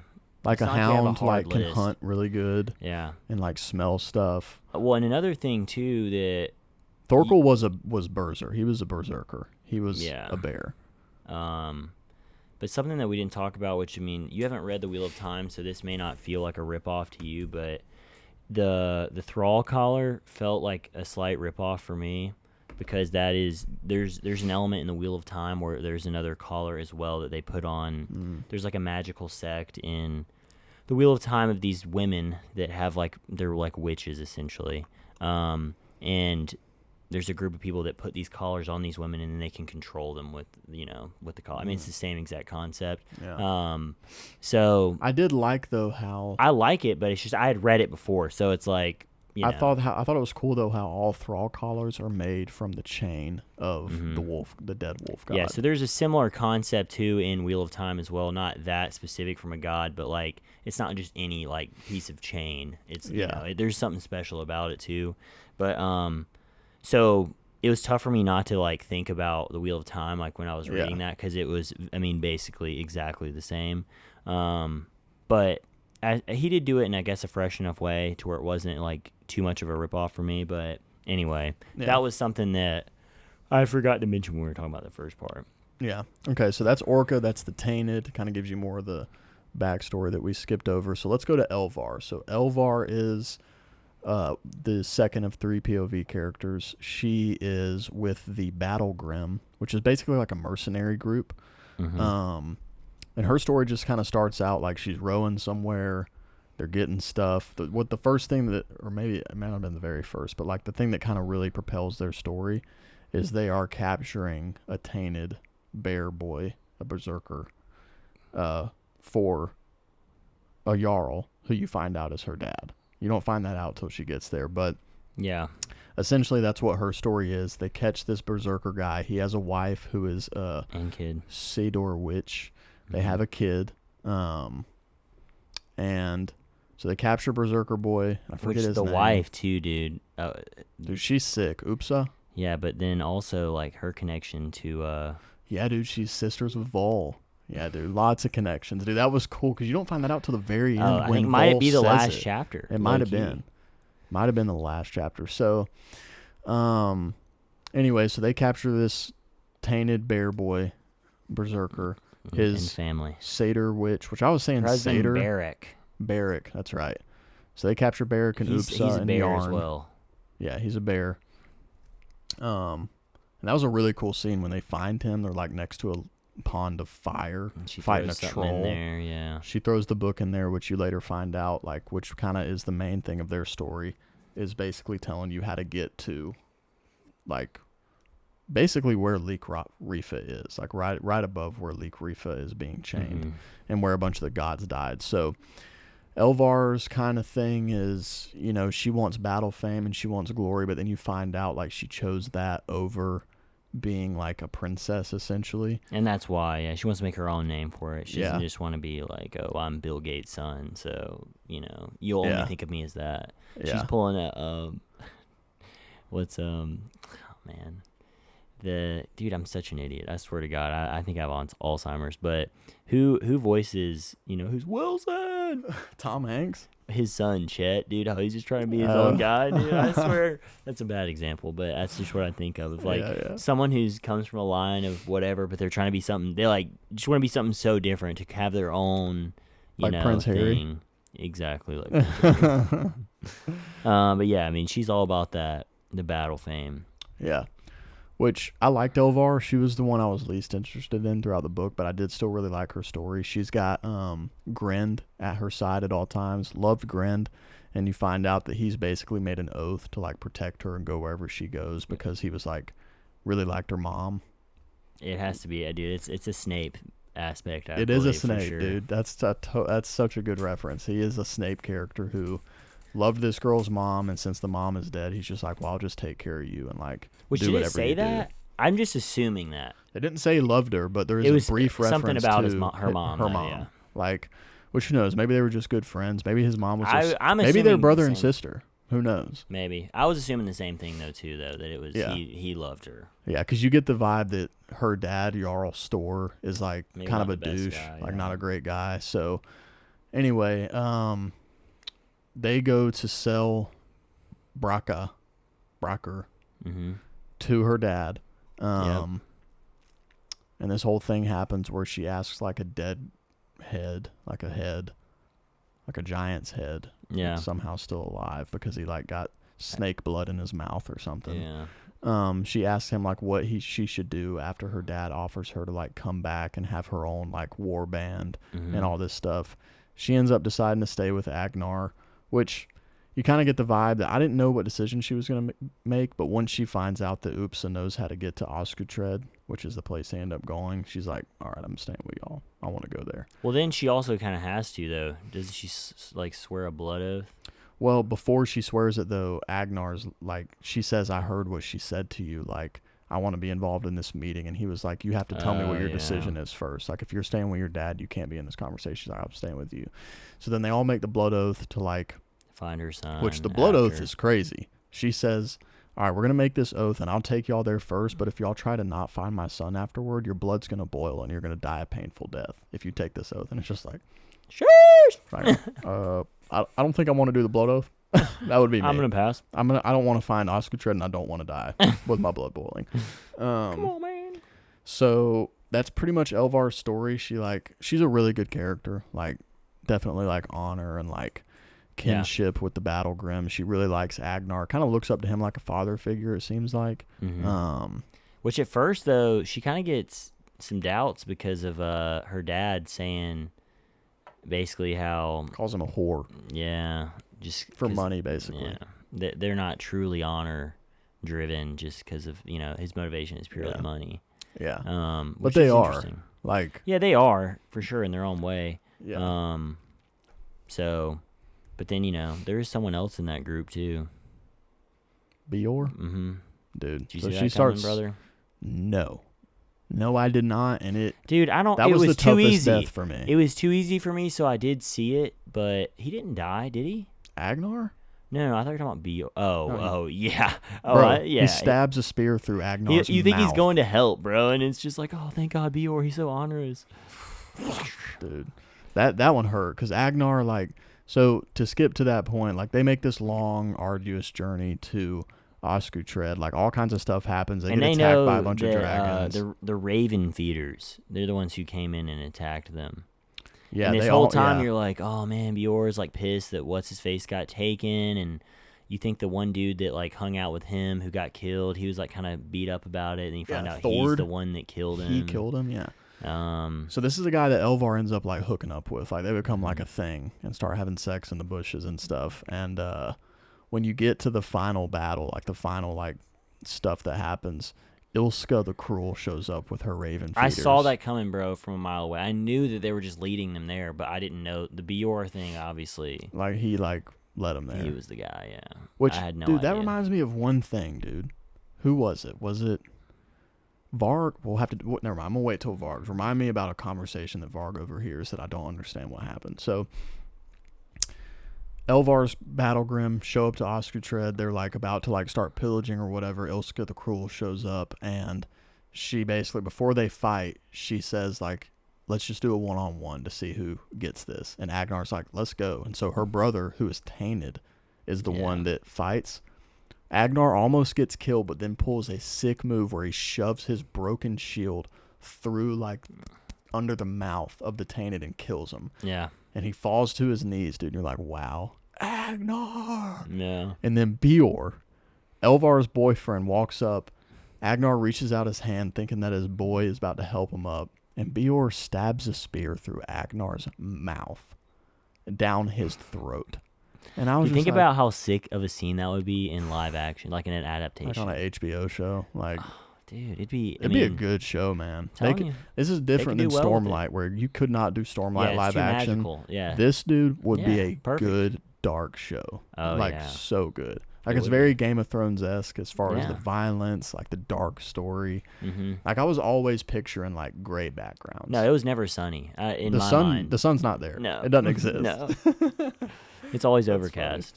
But no, yeah, dude, that I was like, especially after I had doubts, but then when she is about like when she, I think it's whenever they get attacked by what was it?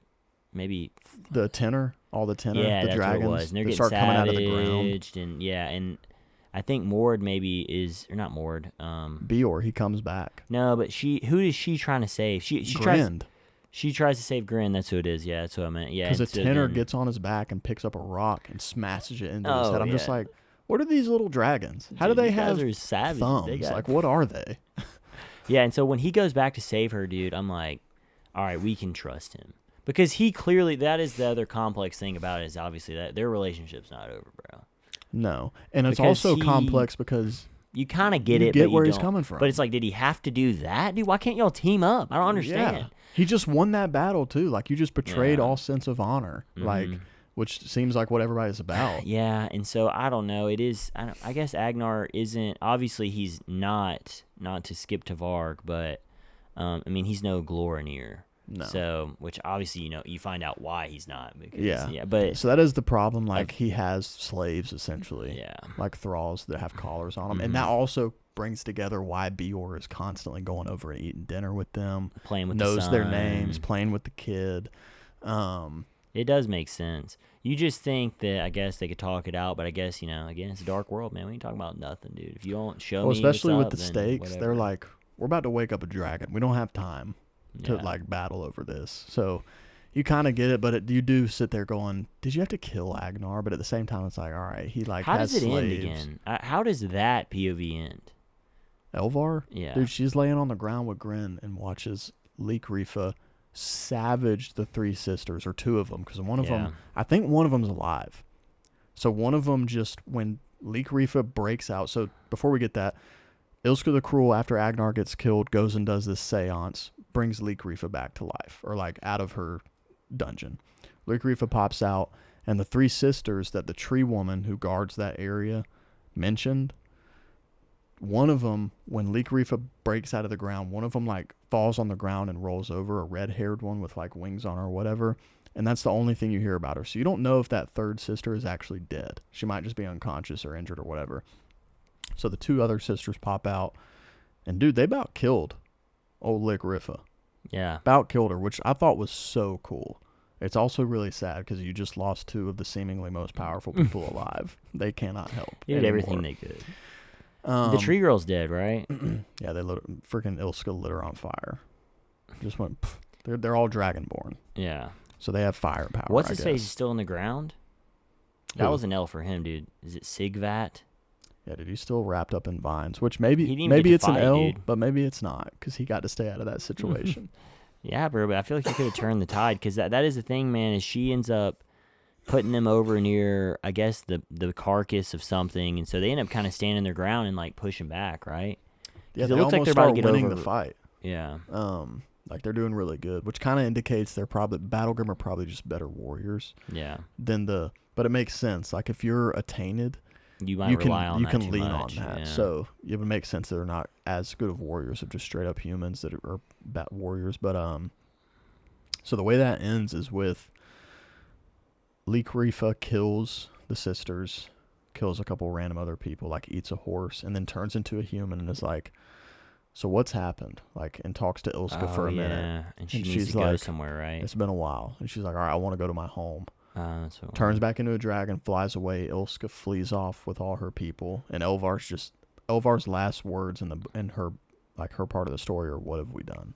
And it's like, I mean, you didn't do anything but lead her there. I mean, that was probably going to happen either way, but she just woke up a god. That's what you've done. That's what's happened. And you're just sitting there thinking like, bro, there's only one god alive now, and it seems like a bad one. Yeah. Seems like one that you don't want alive. Which that makes me wonder, dude, on the cover of Hunger of the Gods, like the wolf clearly comes to life, probably at the end of the book, I'm sure. Yeah. But I'm sitting there thinking, bro, I think you need more than that wolf to fight this dragon. Just makes you wonder. I mean, someone has to be the wolf. I feel like. A person? Oh. Maybe. Well, the wolf's dead. Remember, they see his carcass. Oh, true. Well, they think it is. They actually don't know for I sure. don't They know. see the chain and then a mound, and they assume that's... Is it Ulfrir is the wolf? Yeah. They assume that's his body. Which, I mean, makes... Dude, like, I don't know if Varg's a wolf or a hound, but some of those people are going to be really important because they're going to have to...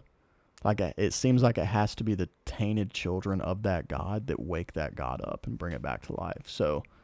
True. Anyone who's a wolf, which I think maybe it's Orka. I think Orka's a wolf. I'm pretty positive. She's Maybe. either a bear or a wolf. Yeah, she's definitely she's definitely not like an eagle. She's not a badger. Yeah. Which, dude, if I Or find the out I was a fox. tainted badger, Yeah. dude, take me out right now. I don't want to It's be like, a badger. Man, I got Or a grasshopper. rat. That's what Beor was, bro. He's a rat. I mean, yeah, of course he is, dude. I mean, which is like just writing on the wall. But yeah, what a metaphor. that's how Elvar's story ends. So let's get to Varg. Varg is... Dude, such a good character. I like Varg a lot. So his story starts out and he's running. He starts the book in a This full is the sprint. second chapter, I think. Yeah, he's the second chapter. But then you don't hear from him again for a minute. Yeah. So his story basically starts out like the Bloodsworn are kind of holding tryouts. They have to fight this giant man, and he loses. But the only fight. reason he goes there though is because of he's trying to find either a Sador witch or a Galderman. man. Yeah, because he needs On a call. He needs on a call. a call. Yeah. Mm-hmm. You don't know what that is for the longest time. You're like, what is that? Can that revive her? If for a long time, I'm like, it can bring her back to life. And I'm like, there's no way, because so many people are dying, then they'd be just bringing people back to life. But be holding the just, calls left and right.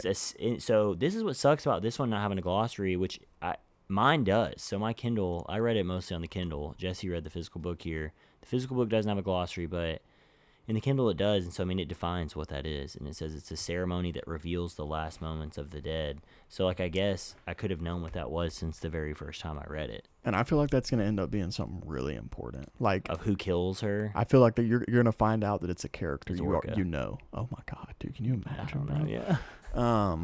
So Varg rolls up. He's got a slave collar around him, but he also has the key to it. So he's just like hanging on to that to like look like a thrall and get into places. So goes into this town, fights one of the Bloodsworn because he sees that they have a Satyr witch, and he's like, that's the only reason he wants to get in the Bloodsworn is to try to get in a call done. The Bloodsworn are They're same as battle. At first, I'm like, all right, they're just like the Battlegrim. They're these like a mercenary group as well. That's and I guess doing they stuff. are, but well, I mean, obviously, they're the all big spoiler tainted. at the end is that they're all tainted. yeah, which is sick. Yeah, Honestly, dude, it may have popped in my head, but I never really like. I didn't think about. I it. didn't catch Varg being tainted. Not Orka, at all. I thought pretty early on, and it seems silly in hindsight because Varg he mentions when he kills his previous slave owner that he just kind of came to and there were bodies all around him. You're like, sounds like a tainted memory, my boy. So he gets into the Bloodsworn. Like, he doesn't actually take the oath, but he's basically an apprentice in the Bloodsworn. So he starts doing little which they save quests him with them. Because he gets savaged. That's right. Wakes up on like a beach kind of vibe, and then his previous owner's grandson, son, I think, tries to kill him, and then that's when Glornir and company come in and save Zvik him. comes in there. So he's my favorite character. Yeah, Zvik was awesome. I like him a lot. So I really liked Rokia too, man. Yeah, she I grows liked on her you as a well. lot. I like that his whole POV. All of the hitting my supporting mic. characters are solid. Rokia and Varg, bro. I'm calling a relationship in the future. Really, dude? I don't know. She seems older. Is she not? No, dude. She's like, I got the vibe that she was like his age. Oh, and then she slowly starts growing on him, him, and like towards the end, she's like popping a smile at him. I think there's something gonna happen. Okay, all right. You're throwing that out there. Yeah, I don't dude. know, I stand them. Varg and I stand them. Bruh? So Varg's whole thing is he wants Nicole so he can find out who killed his sister. That's like all he cares about. He swore an oath to find her, kill her, and avenge her. But then as the story progresses, he like starts having camaraderie with the boys and the girls of the Bloodsworn. Yeah. Rokia is like his main trainer, starts teaching him how to really fight. He gets into a couple battles, wins him a few toys from battles. Which the Bloodsworn's whole arc is they have a guy, Solich, who's someone. This other prince guy comes in. Yeah. This is in the very beginning, and saying that this dude killed somebody. Then they like go to attack him, and then Queen Helka pulls up, says she needs the Bloodsworn to go on a trip, which it's like, bro. If she has access to all these people, I don't understand who the opposing side is. I know there is an opposing side to the Queen Helka, and it's the other guy. It's Elvar's dad. Yeah. He's the main opposition to her. Oh, really? That's mentioned at one point in the book, how like they're going to go to war because he won't submit, and he's like kind of building up he's trying to beef up his armies and stuff. Because she doesn't seem like a good vibe, like the Helka, Queen Helka. She doesn't seem, I mean, I don't know if either side are going to be the right side, but... You know what I mean? So anyway, but you don't know this at the time, but so they send them on like a journey. I don't think Queen Helka is Team Dragon. I don't think she wants that to happen. I think Ilska the Cruel is doing that on her own. Yeah, but she has support, or people in her camp are supporting that because they were being housed there. All those kids. Because remember, though, they keep insinuating, because Helka's son, Hakon, is involved, but they keep insinuating that there's no way she knows about it because she would not be down with any of this. Yeah. Which maybe that's not true. Maybe that's just hearsay. But you don't really get her Helka. That is like you don't really. You see her once when she shows up there and tells the Bloodsworn to go do some crap. Yeah, dude, I'm trying so hard not to cuss. Just for the sake of you, bro. So you have less. You have to. Meep. So anyway, they end up leaving to go on that journey, and then that's like what you were saying. Varg ends up having some trips with the boys. Mm-hmm. One of my favorite things is Zvik's story about why he likes cheese so much. Dude, that was such a good. That was really good writing, man. Idiot. It's like this is such a stupid story, but it's definitely one where, dude, it just made you love. You like Zvik from the very beginning, and you just like him more and more. He's like always smiling. Well, and joking. The reason his character works is because of the contrast of everybody else, especially people like. With the way that the ENR, the half troll guy, responds and is like, "Oh yeah, it's a good story," and then, but then Roka's like, "Don't ask him about that story." Yeah, it's like I've heard it 37 times. The contrasting time makes it work to me. Yeah. It's a well written group of people. So anyway, but I mean, the absolute worst death to me, more than Agnar, was was Torvik, dude. Man. That one because. That hurt. Varg feels so alone, even though he has these people that are here for him now. But now the Torvik guy. At first, I was kind of sus about him in the same way of like the Bior guy. No. But then it's like no, he is actually a good guy, and But it makes you wonder, man. Was he tainted? So what if he was he tainted? Who? Torvik? He had to have been. They wouldn't have let him in if he wasn't. He hadn't said his oath. No, he hadn't, because he may have not known.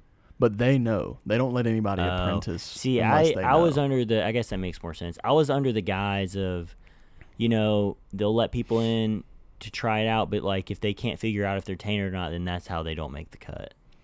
But Yeah, I guess that makes more sense. But I mean, but how do they know? I wonder how they know. They let Varg. Glornir came in and told Varg because he saved Glornir and Vol. Dude, that was one of the best scenes in the book when he kills that Dragonborn that has the bone sword. Mm-hmm. That was such a good scene, and that's the moment where you go, "Oh, he's tainted." Like this dude's just going crazy. And the fact that he lived, he got hit because with they keep making the it bone seem sword though and like lived. it's, which obviously it's because they're hiding the secret of them all being tainted, but it's like, all right, you have to do something in battle. Mm-hmm. So I was just assuming that, I don't know, I guess they had it to go make tainted. Sense. Well, no, that I guess you didn't know that. They would just release people if they found out they weren't. They were going to let you kind of try out for them, and then they were going to kind of see whether they taint. Like, if they saw a spark of like, oh, maybe this person's tainted, but then if they found out they weren't, then you're just never getting the call up. But I guess it makes more sense that you're staying in the minors. Yeah, you're in AAA, dude. But I wonder how they're able to figure it out. I guess some of the way they figured it CROH out with thing. Varg, they knew Varg was from the start because they're one of the ones that's a Hunder smelled his blood and could tell that he was either Hunder or Wolf or whatever. Well, you kind of knew. I mean, looking back, it's like it's kind of dumb that I didn't see it quicker because, Glornir's sticking up for Vol and the whole time, and he's like, "No, don't talk to her that way." I did not see that it was his wife, though. Yeah, I didn't see that either. But it's like I should have seen more of the like, oh, they don't treat tainted the same because they're still tainted around them, but they're not spoken down to at all, and they won't take that whole like. Well, and it's also she's presented as a thrall. She has a collar on, and he's doing that because he wants to like appear like everybody else. Well, they does have to, things. so that no one knows, But yeah. Okay, so this is where you also get Skalk. So Skalk is a Galderman, but he works for Queen Helka. But did they ever like clearly say what the mission was that he was on? So the way they presented it, and who knows, maybe more will be revealed later, and Helka was really just trying to, find Oskutred maybe. But she sends them that way because she says that, like, villagers in those areas are getting killed and, like, their kids getting stolen.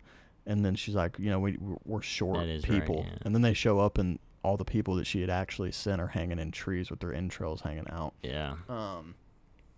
So that was her whole, like, story. But what did they find? Them. They pull up on a guy who was Dragonborn or whatever. Or is it Dragonborn? Is that what it's called? That's what they're calling. Or is that the name of that new book? No, they call him Dragonborn. Okay.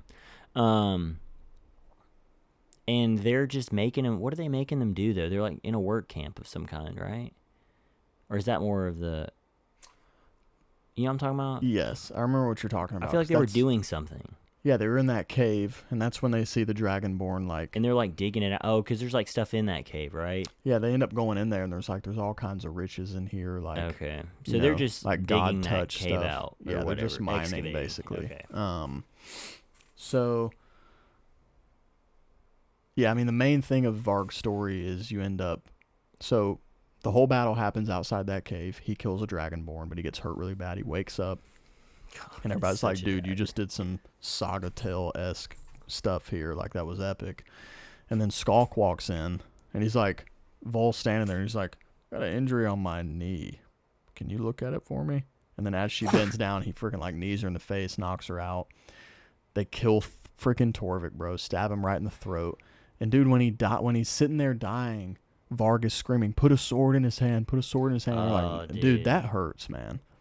I mean, dude, he walked into the halls of hell or whatever without a weapon. Yeah, like crossing the river or what, yeah. Yeah. I see that, and that's why I do like the details. I know you don't like the putting on and off stuff, but it's like, it ends up, he does it, that he repeats those type of things so many times, and then he'll say, those moments like that will hit. This is why you need to put your belt on every time you get ready.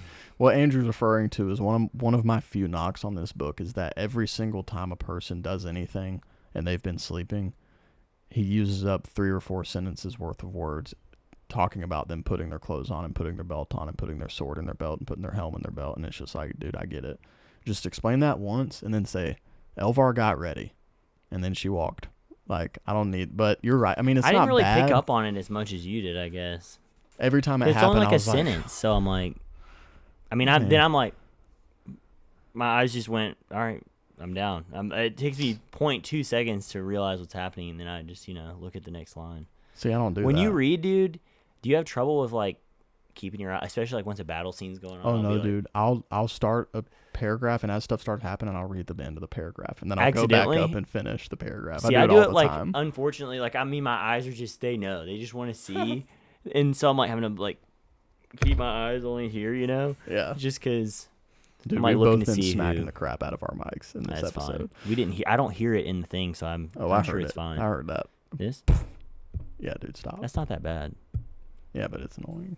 Like, not for me. I mean, if someone were listening, they'd be like, especially if you have AirPods like mine and the left one goes every time any impact happens on the sound you're listening to. But anyway, so yeah, Skulk tries to kidnap Varg because he killed a Dragonborn. He's like, I feel like I'm probably gonna need somebody that can do that, so I'm gonna steal you. Well, he also tries to pitch the whole because Varg had already asked him to do the thing because he's like, dude, I don't know when I'm ever gonna get the call up. Like, essentially, they're saying, it could be when, So he gets kind of down on himself. So that's the only reason that Skull kind of even knows to be around, which is so unfortunate.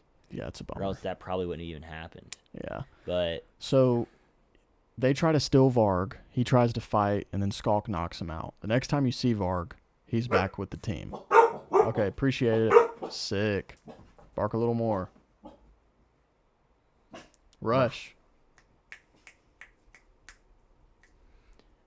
So, but he wakes up and he's back with Rokia and Zvik and everybody, and they're like, "Yo, we got you. Like, you're good."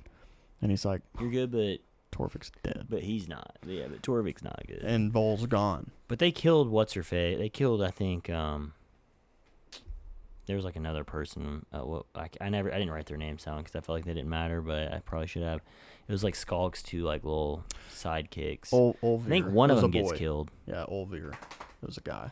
It was one of them. Only one of them gets killed, though. Yeah, right? just one of them. It's the one that I remembered. You see like tears going down his face once they find all those people hanging. Yeah. Like someone he cared about was dead with their guts hanging. So they're out. still doing something that we don't really know about.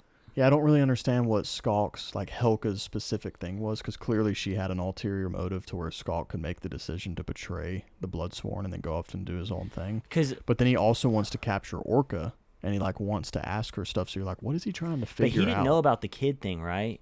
No. Yeah, okay, I forgot. When Orka starts saying it, like the other like, people in the room are like, "Shut up, shut up," and Skulk's like, because they were like doing something on the side. Yeah. Yeah. Okay. So yeah, it so seems he's not like a part of that at least. No, Helka's got different. She's got games going on, and Ilska on her own, Ilska the Cruel, just comes out of nowhere. I mean, you hear about her, you see her once, and then she just comes out of nowhere. I was like, "Yo, wake up, Lick, let's terrorize the universe." So after Varg wakes up, like they're healing him up or whatever, this is when he finds out he's tainted and that all of them are tainted. And he's now officially. It's officially a blood. He hadn't taken the oath yet because they're like, it's time to go. Yeah. We'll do the oath later. But then they show up. I mean, they don't get there in time. Everything with Grifa being revived and running off happens, and then Varg and Glornir and all them show up, and Orka's got just bodies laying around her at the Grimhole. So they're not even near. They're not even there yet. They're like probably like days, if not weeks, away from. Which they're not really trying to do that though. They weren't trying to do that. That's not their goal, so they may not even go. I mean, I don't know why they would go there. Yeah, their only goal now is finding Vol. They don't know anything about what happened with. I have no idea. I mean, they might have seen a dragonfly in the sky and be like, "Oh, yeah, is that Grifa?" Yeah. So I mean, Orka doesn't know. They're all just trying to find people. Yeah. Orka's trying to find Brekka, and now Glornir's trying to find Vol, which, I mean, they'll probably end up, I guess, teaming up. I wonder if Glornir's going to be a POV in the next book. That'd be kind of sick. Maybe. I like Glornir. If you could pick one character that you wanted to continue, would you say Varg? Like you want a POV to still be in the next book? Yeah, either him or Orka. I thought you had the next book, by the way. You don't. I do, but it's in Kuwait. My dad took it. I mean, that's not anywhere close. No. Why did your dad read the first one? Mm-hmm. Before us? Who was your dad? Like 2 years ago. What? Yeah. Ken baffles me, bro. Well, he read all those. He's read the Dude, I just can't trust Ken anymore, honestly, bro. Ever since he said Grant was one of the like worst presidents in history, bro, I can't trust him ever again. I mean, I don't know enough about it, He's going off bad information, bro. I need to have a conversation with him. I need to see what... I mean, was he politically a good president? I feel like Grant was a loser until the war happened. He wasn't a loser, bro. He was like everybody else in America at the time. He was freaking poor. But that's what I'm saying. He wasn't Thomas Jefferson. He wasn't like somebody that was like... No, you know dude. what I But mean? he's like the epitome of like America, bro. He was poor, ended up going from being broke, pressed, poor, having to sell his belongings in order to feed his family, to the president of the United States. I mean... You don't think he was just a good general, though? He was an amazing general, but he was the problem with his presidency. Because I don't think my dad thinks he's not an amazing general. I think he thinks he's one of the best. No one does. Everybody thinks he's a bad general. They're just wrong. I just think he states that he wasn't the best president. That he was someone who was a general who shouldn't have been president. He wasn't the best president, but a lot of the stuff he did in the Reconstruction era was really important. Like he sent like Union soldiers to southern states to like stop them from like killing slaves and like trying to still enact slavery. The problem with his presidency was a financial thing, dude, and it wasn't Grant. There's like a lot of in the last 20 years. Reconstruction was handled horribly. Yeah, it was, but not by Grant. I mean, Johnson was savage. It was Johnson did really bad, but then Grant came in and tried to fix a bunch of it, and then other presidents after Grant like undid some of what Grant did. Johnson undid basically everything. I feel like. Yeah, he tried to literally undo emancipation, but the thing that the mark on Grant's presidency is that he had people around him that were bad actors, like that did bad stuff, like but with monetary stuff. Like he only served one term? No, he served 2. He was a great leader, dude. He wasn't a politician, and so a lot of stuff he just didn't have a grasp on. So he had people around him. He's arguably one of the best presidents. Yeah, because of the stuff he stood for in continuing Abraham Lincoln's legacy. What he got done, you think he's one of the best presidents, or just who he was as a person? No, in that regard, yeah, he was a great president. He's not one of the best. I've never said he's one of the best presidents. I don't think. You said arguably, like, no, with some historical. Well, a lot of historians do think. They think he's like top 10, top 5. I don't know if I can say that. I haven't read enough. I think that's what my dad was. He's just not one of the best. Like, he's just not. I mean, the way you presented it to me was your dad said he's one of the worst presidents in history, and that's crazy. That's crazy to say. I don't know. But there was basically a whole thing with people in his cabinet like doing shady stuff with money. You don't think he's in the bottom 10? Out of 45 or however many? No, dude.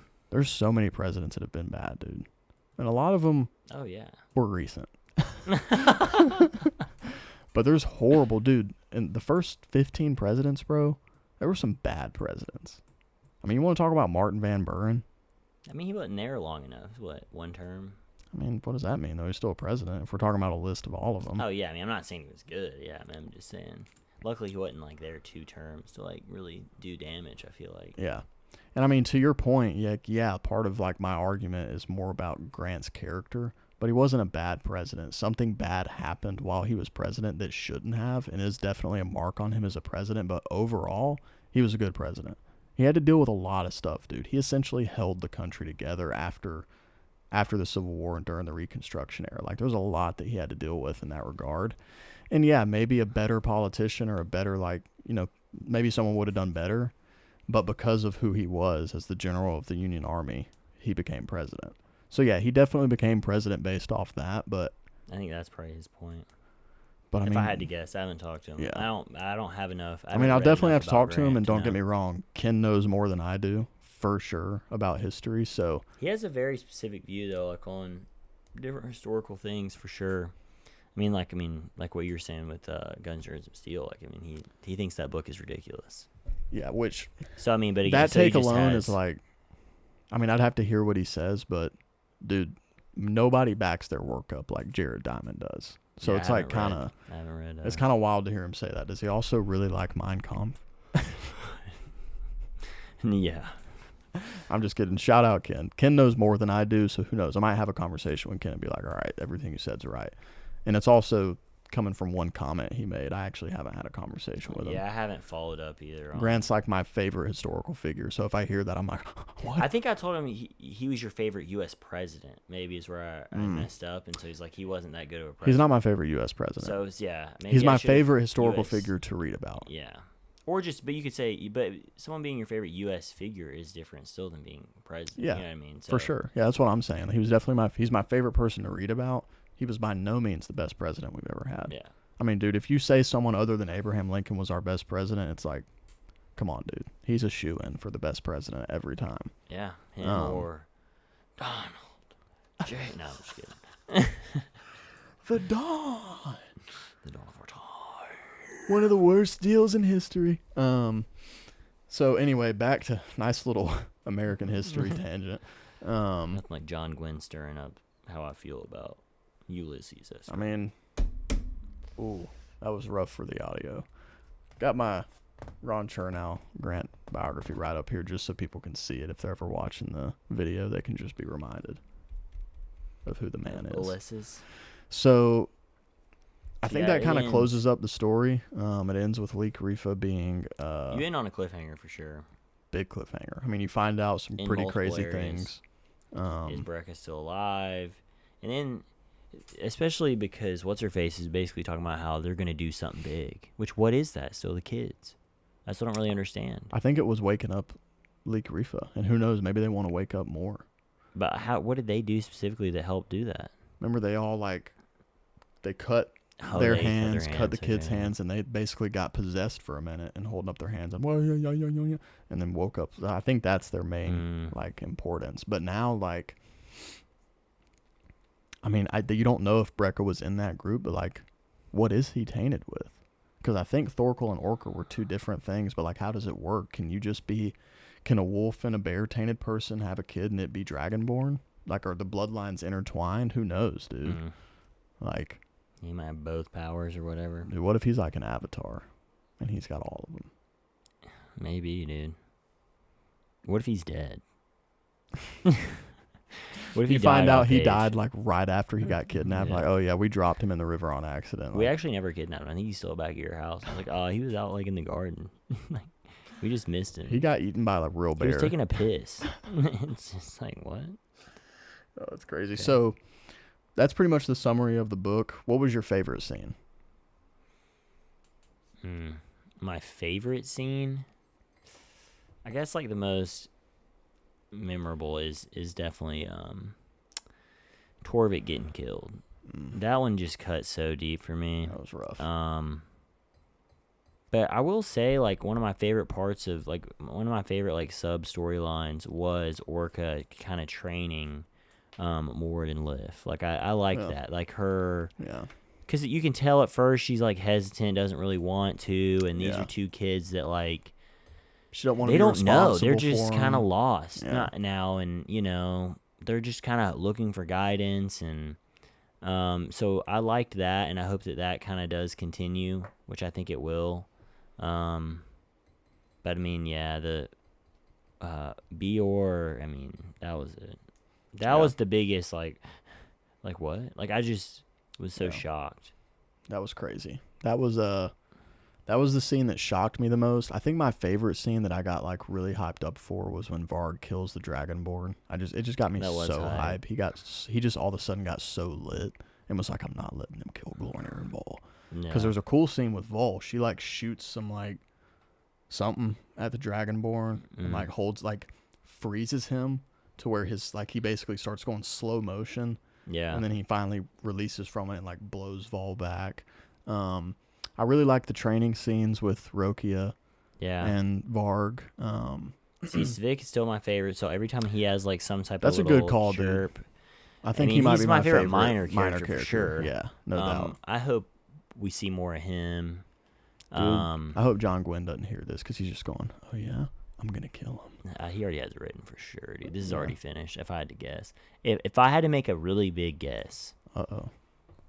A really big guess, I bet Elvar dies and Gwynne becomes the main character.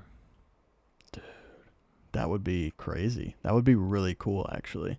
The guy that you think is more likely to end up dying ends up oh, dude, and that would be such a crazy arc because he would feel like he failed in his The only oath. reason I can't say anything. Why? I don't want to ruin I was going to say, there's just an arc in here in the other series, and Gwynne really reminds me of my favorite character in that series. And he's honestly,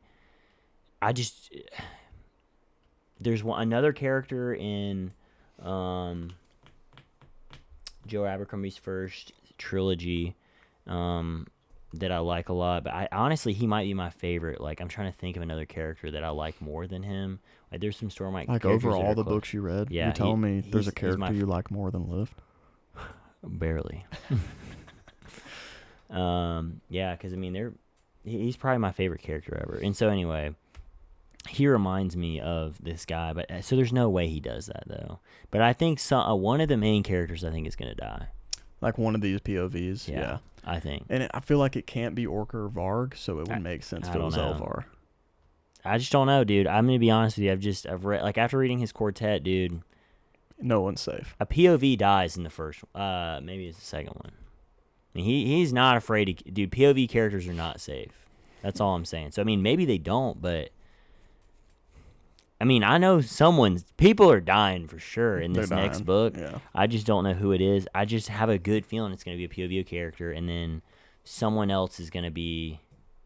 I'm going to be pissed if it's Varg, though. I just can't see it being Varg. I feel like he still has so much, like, left. The only reason why I think Orka could be the person that dies is because, like, it seems like she's already done a lot in her life, even though we don't know what it is. Yeah.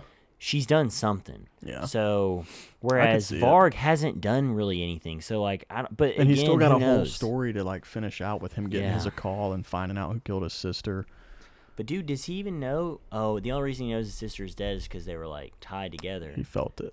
Yeah. But in the I don't Force. know. Do we trust that? When I read that, I was like, she might not be dead, bro. That's what I don't know either. I can't tell. I can't tell if I trust it or not. Bro, what if his sister's someone that's bad, though? I was just about to say, what if his sister ends up being like an enemy? Like we meet her and find out that when she died was like when she did something that like turned her into like an evil character or whatever. Yeah. If you could protect a character and they not die, who is it? Honestly, dude, Svig. I do not want to see Svig die. Oh, dude. If Svig dies, it's going to be tough. It's going to be tough, man. Because he's not dying in a non-honorable way. You know, it's going to be tough death, I feel like, if he dies. It's going to be a spear down the throat, like Agnar. That's the other thing. No one's dying, like, it's always so POVs, though, I mean, it's definitely between... I mean, I like Elvar, but it's between Orka and Varg. I don't know which one I would pick. If I can see Orka reunited with Brekka, she can die after that. Yeah. Like, if I can see her get that closure and know Brekka's safe, I can see her having some honorable, epic death. Mm-hmm. And then Varg, it's like, you're right. Like, I want to see Varg do more. And I feel like he's just starting his journey. He just found out he's tainted. Oh, man. And it's called the Bloodsworn Saga. So I feel like that whole group is going to become I'd already finished more it and when you more. said that. And I was like, why didn't I realize that? It ain't the Battlegrim Saga. No, that saga's over. The saga ended quick. Do you have any other, like, takes you think that could happen? Like, if you're going to, like, make any predictions? Like, any bold predictions? I mean, I feel like this is almost, like, obvious, but, I mean, there's just going to be another God's Fall. Like, there's going to be another all-out war between the gods and their children. Like, this is what it's building up to. And we know from the cover of the next book that the wolf is next. But... what if that's just someone, like, I don't know. I wonder if you can just kind of go full whatever mode and you can turn into a wolf.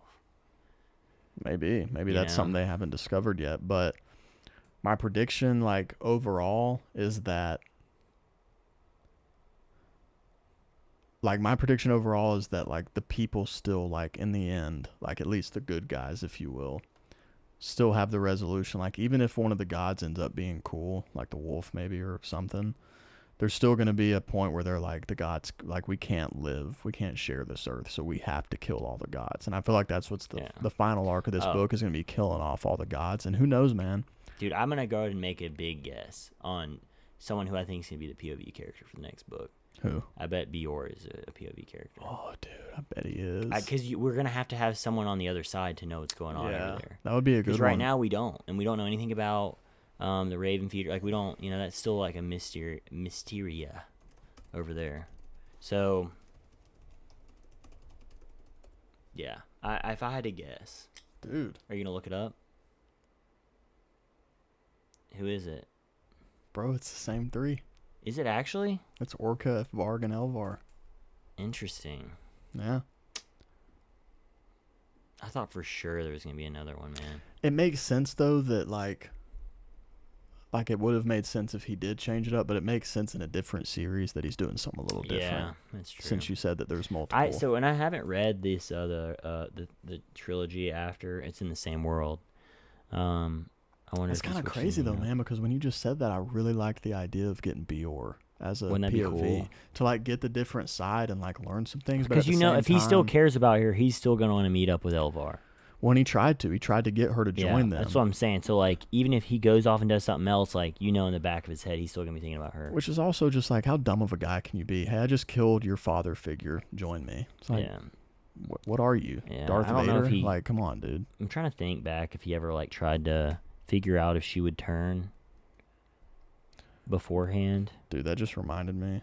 I gotta show you this. This is so funny. I saw this meme the other day. And I freaking screen recorded it, like, just to have the 1 second of it on my phone. So, the scene in Empire Strikes Back where Darth Vader tells Luke he's his father? This person, like, edited that scene a little bit. Nuh-uh. And that's what Luke says back in the edit. He said, nuh-uh. He goes, I am your father. And he goes, no. And he goes, nuh-uh. Dude, when I saw that meme online, I probably watched it 35 times and cried laughing. Because it's his face going, nuh-uh. It's just like, dude, come on. You're ruining my childhood. Bro, speaking of, are you, like, we talk about it sometimes. You've watched all the Star Wars, right? I haven't watched all the new ones. Well, the new ones don't exist. Forget about those. But yeah, I mean, I've watched original and prequels. I watched the prequels a ton. Yeah. But you've never watched, like, the Clone Wars show, have you? I want to say I feel like I've watched, like, an episode. Like, I've seen it. I know what it looks like, and it's really good overall. There's better parts than others, and like the first season or two is a little childish, but the last season is like so good. But anyway, the Ahsoka show is out now. That's what the girl with like noodles. Yeah, you said noodles. Yeah. When we talked about it, bro. The most recent episode 5 of the season, came out last week. I mean, best Disney Star Wars episode ever. I mean, my faith in Star Wars has slightly been restored. Because the Disney shows have been bad, bro. Is Anakin in it? A lot, or just barely? Dude, I mean, there's so much you'd have to watch for it to fully make sense to you, which is the only dagger with Star Wars nowadays. When is this timeline? So the timeline they're in now is... No. This is like Vader's already dead. So he shows up essentially as like a Force ghost. But they do some like... There's this like in between space and time place called the World Between Worlds. Ahsoka almost dies and goes to that place. Like, Anakin pulls it into her to finish her training, because the Clone Wars show, because you never see Ahsoka in the prequel movies. It's like she didn't exist. So the Clone Wars show has her come in as Anakin's apprentice, but then she ends up leaving the Jedi Order because she kind of gets betrayed by the Jedi Order. She gets framed for a murder, and the Jedi Order doesn't stick up for her, so she loses her faith in them and leaves. And then she comes back and has to fight Darth Maul, like, right before Order 66 happens, and she sees Anakin right before that. So, dude, there's so many, like, emotions and all these different things. But in the Rebels show, which is another animated show, which happens in between, like, it's, like, kind of interwoven in the original trilogy era, this kid Ezra, who has like Force abilities, ends up finding the World Between Worlds, and he saves Ahsoka from getting killed by Darth Vader when she fights him and comes across him and fights him, pulls her into it, and then like puts her back in after Darth Vader is gone, because it's essentially a way that time travel could happen, or like teleportation, which I always hate it when they do. They do a good job of not abusing it, though. This is only the second time we've ever seen the World Between Worlds is in Ahsoka. So she almost dies. Anakin pulls her into it, does this little training with her. And then, I mean, it's a bit of fan service, dude, but Dave Filoni does such a good job of making it fit. Anakin does this training where they go back in time, essentially, and just relive. Like, they can't change time. They just relive different moments. And, dude, you get to see basically live action versions of some of the Clone Wars show. And, dude, it is so good. It's so good. You get to see Anakin during that era. But it's also an Anakin who's, like, able to control his ability to go between the dark side and the light. And the lesson he's basically trying to teach her is to stick with the light and choose life and, like, have purpose. Because she's just been depressed and downtrodden ever since Order 66 and finding out that Anakin became Darth Vader. Like, she feels like she failed him. And so she's basically like a depressed character who doesn't have a lot of motivation. And so his lesson to her is like, you know, your legacy by being my apprentice isn't Darth Vader. It's all the good we did, and like you need to choose the light and life, and you have to fight or you're gonna die. And so, dude, just the way he does it, man, is so cool. Like, you end up seeing Anakin with a red lightsaber and his eyes all Sith, dude, and he's fighting Ahsoka, dude. It's freaking sick, bro. It's so good.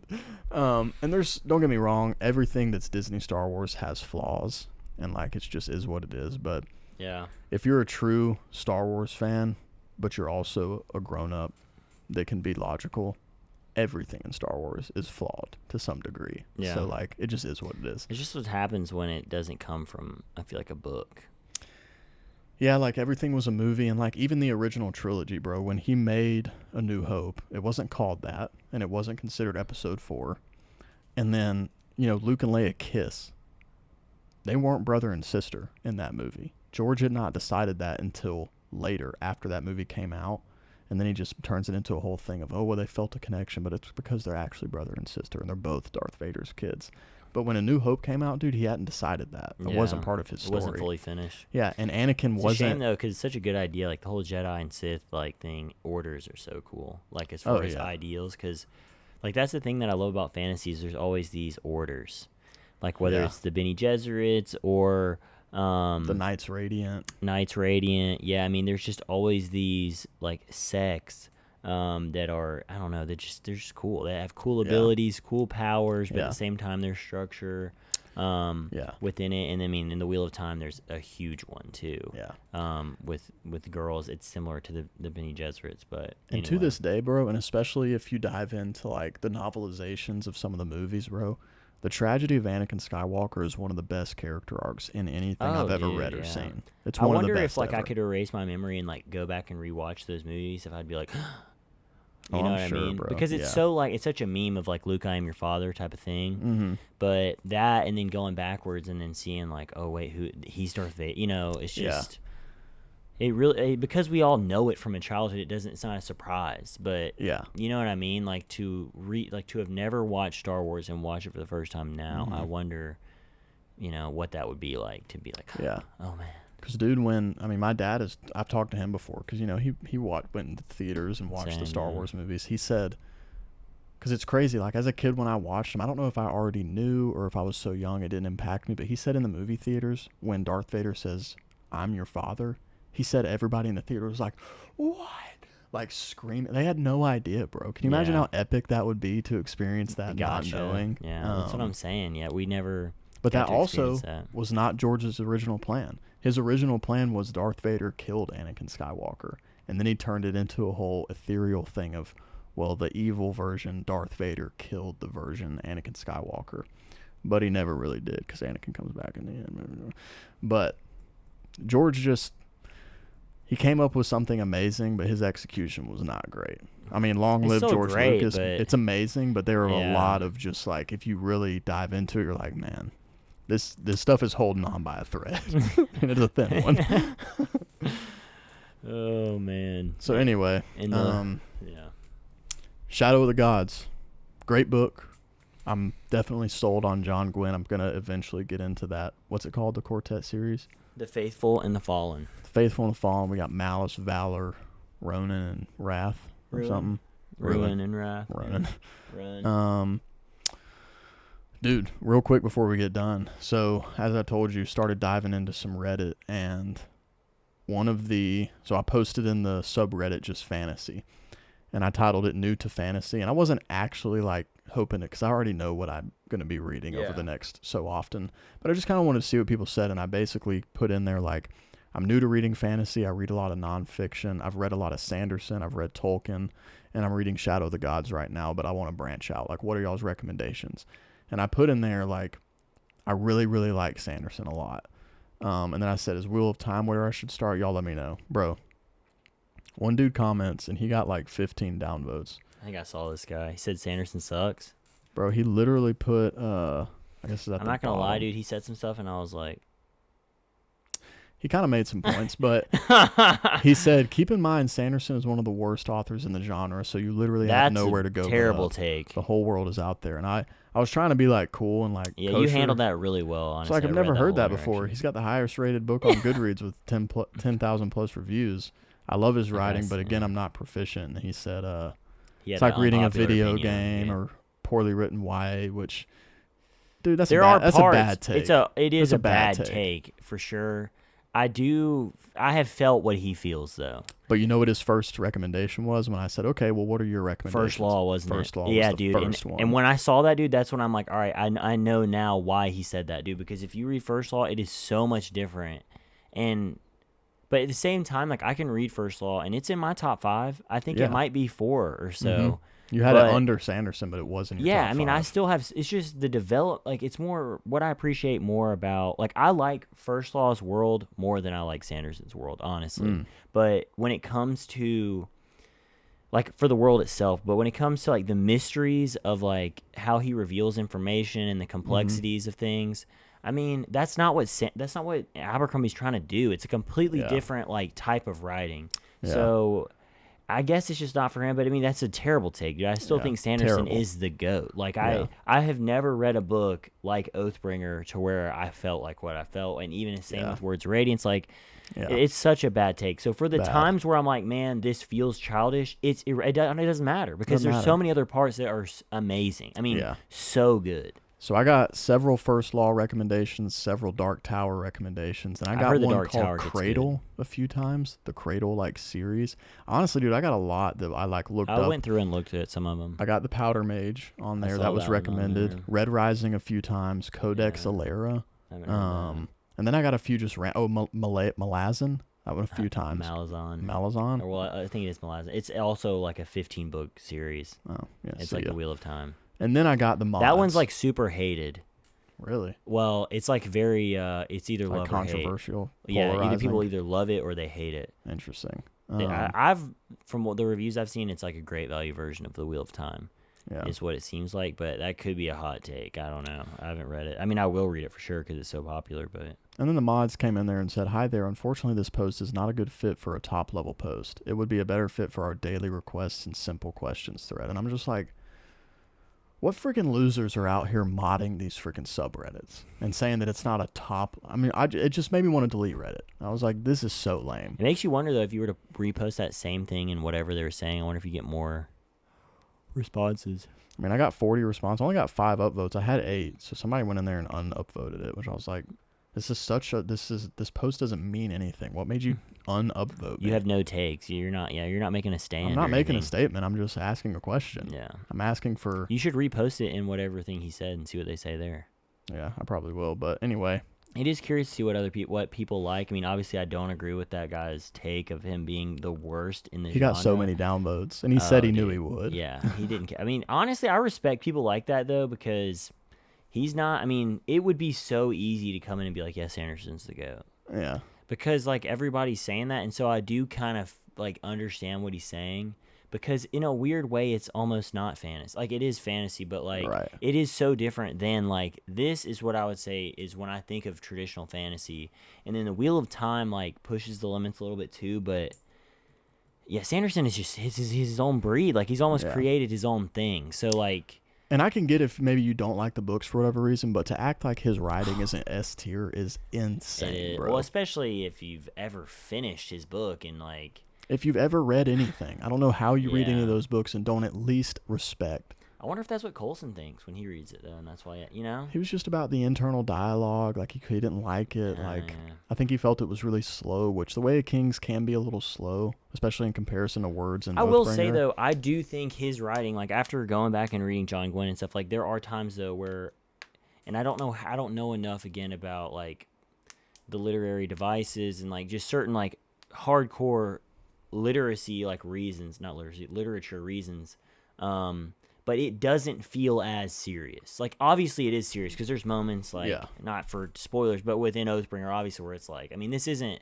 it's dark, it's not a kid's book and it doesn't feel like that, but Yeah. I don't know. No, I get guess what there's you're more saying, though. comedic relief. I don't. There's just certain things because there is comedic relief sometimes in these books, but it's just a different writing style, which isn't. Yeah. I'm not saying it's worse Yeah. or that this is better. It's just different. It's a different And stuff like I mean, a big example of that would be like you do not feel like there's plot armor on a single character. And like you in said, you Shadow don't of the feel like Gods. it's sunny ever in this. Yeah. Whereas there's times that are happy times, Yeah. and And there feels like there's plot armor on characters. Sometimes, yeah. Sometimes, like I don't know if I say plot armor, but it does seem crazy when you get to the end of these, like where I'm at in Oathbringer. Like, wow, when none you look of these back, main characters have died yet. Yeah. Like, dang. Which I don't dislike. I don't either because I like a lot of the characters. I don't want them to die, but at the same time, someone's gonna have to die. Let's just pray to the Stormfather. It's Shallan. That it's Shallan. Yeah. So I can stop hearing about how she cannot get over her childhood. Dude, can you imagine an arc where Shallan dies and Adolin becomes Anakin Skywalker? And goes like dark. Dude. I would love that, honestly. Honestly, that would be I so would sick. love that. Because he would be a problem. Dude, he would be a problem, man. I mean, as long as he can get away with that 10 heartbeats, he'd be a problem. If he's got to fight Zeth, he's a dunskies. Oh, man. But anyway, yeah, I love this book. I mean, again, I don't know. You saying you gave it a 4, it does make me think. I mean, it's definitely because it makes sense. Like it just sucks. The 5-star rating thing sucks because you see 5 and it's like, oh, you rated Oathbringer a 5, and it's like, well, and so that is a fair point. They're not the same 5. That 5 is not the It's same not the 5, same, but obviously on the app it looks the same. So but maybe I it is also a 4. see I it get being it that fair. it is really probably a 4 on a scale from 5. Yeah, but I also don't knock you for making it a 5. I can easily see it being a 5, but for that specific reason, I just didn't give it. I guess one. I just always think of it on a scale from 10. So like what you were saying, I think of it as not a 5, but an 8 to 9. Yeah. Like I couldn't give it anything over like a 9.0. Yeah, which is fair Like because a flat honestly, 9. if we were on a 10-point system, I'd probably give it like an 8.5. Like a high, yeah. So mid it to high technically 8s, yeah. should be a 5 in the 5-point system, but I just didn't. So Exactly. But I like John Gwynne. I hope this series does get finished. I know he had that tragedy with his daughter, and I don't know if there's been any updates on because he was cranking out books pretty fast. Yeah, clearly. But yeah, I'm curious to see when we end up reading the next one.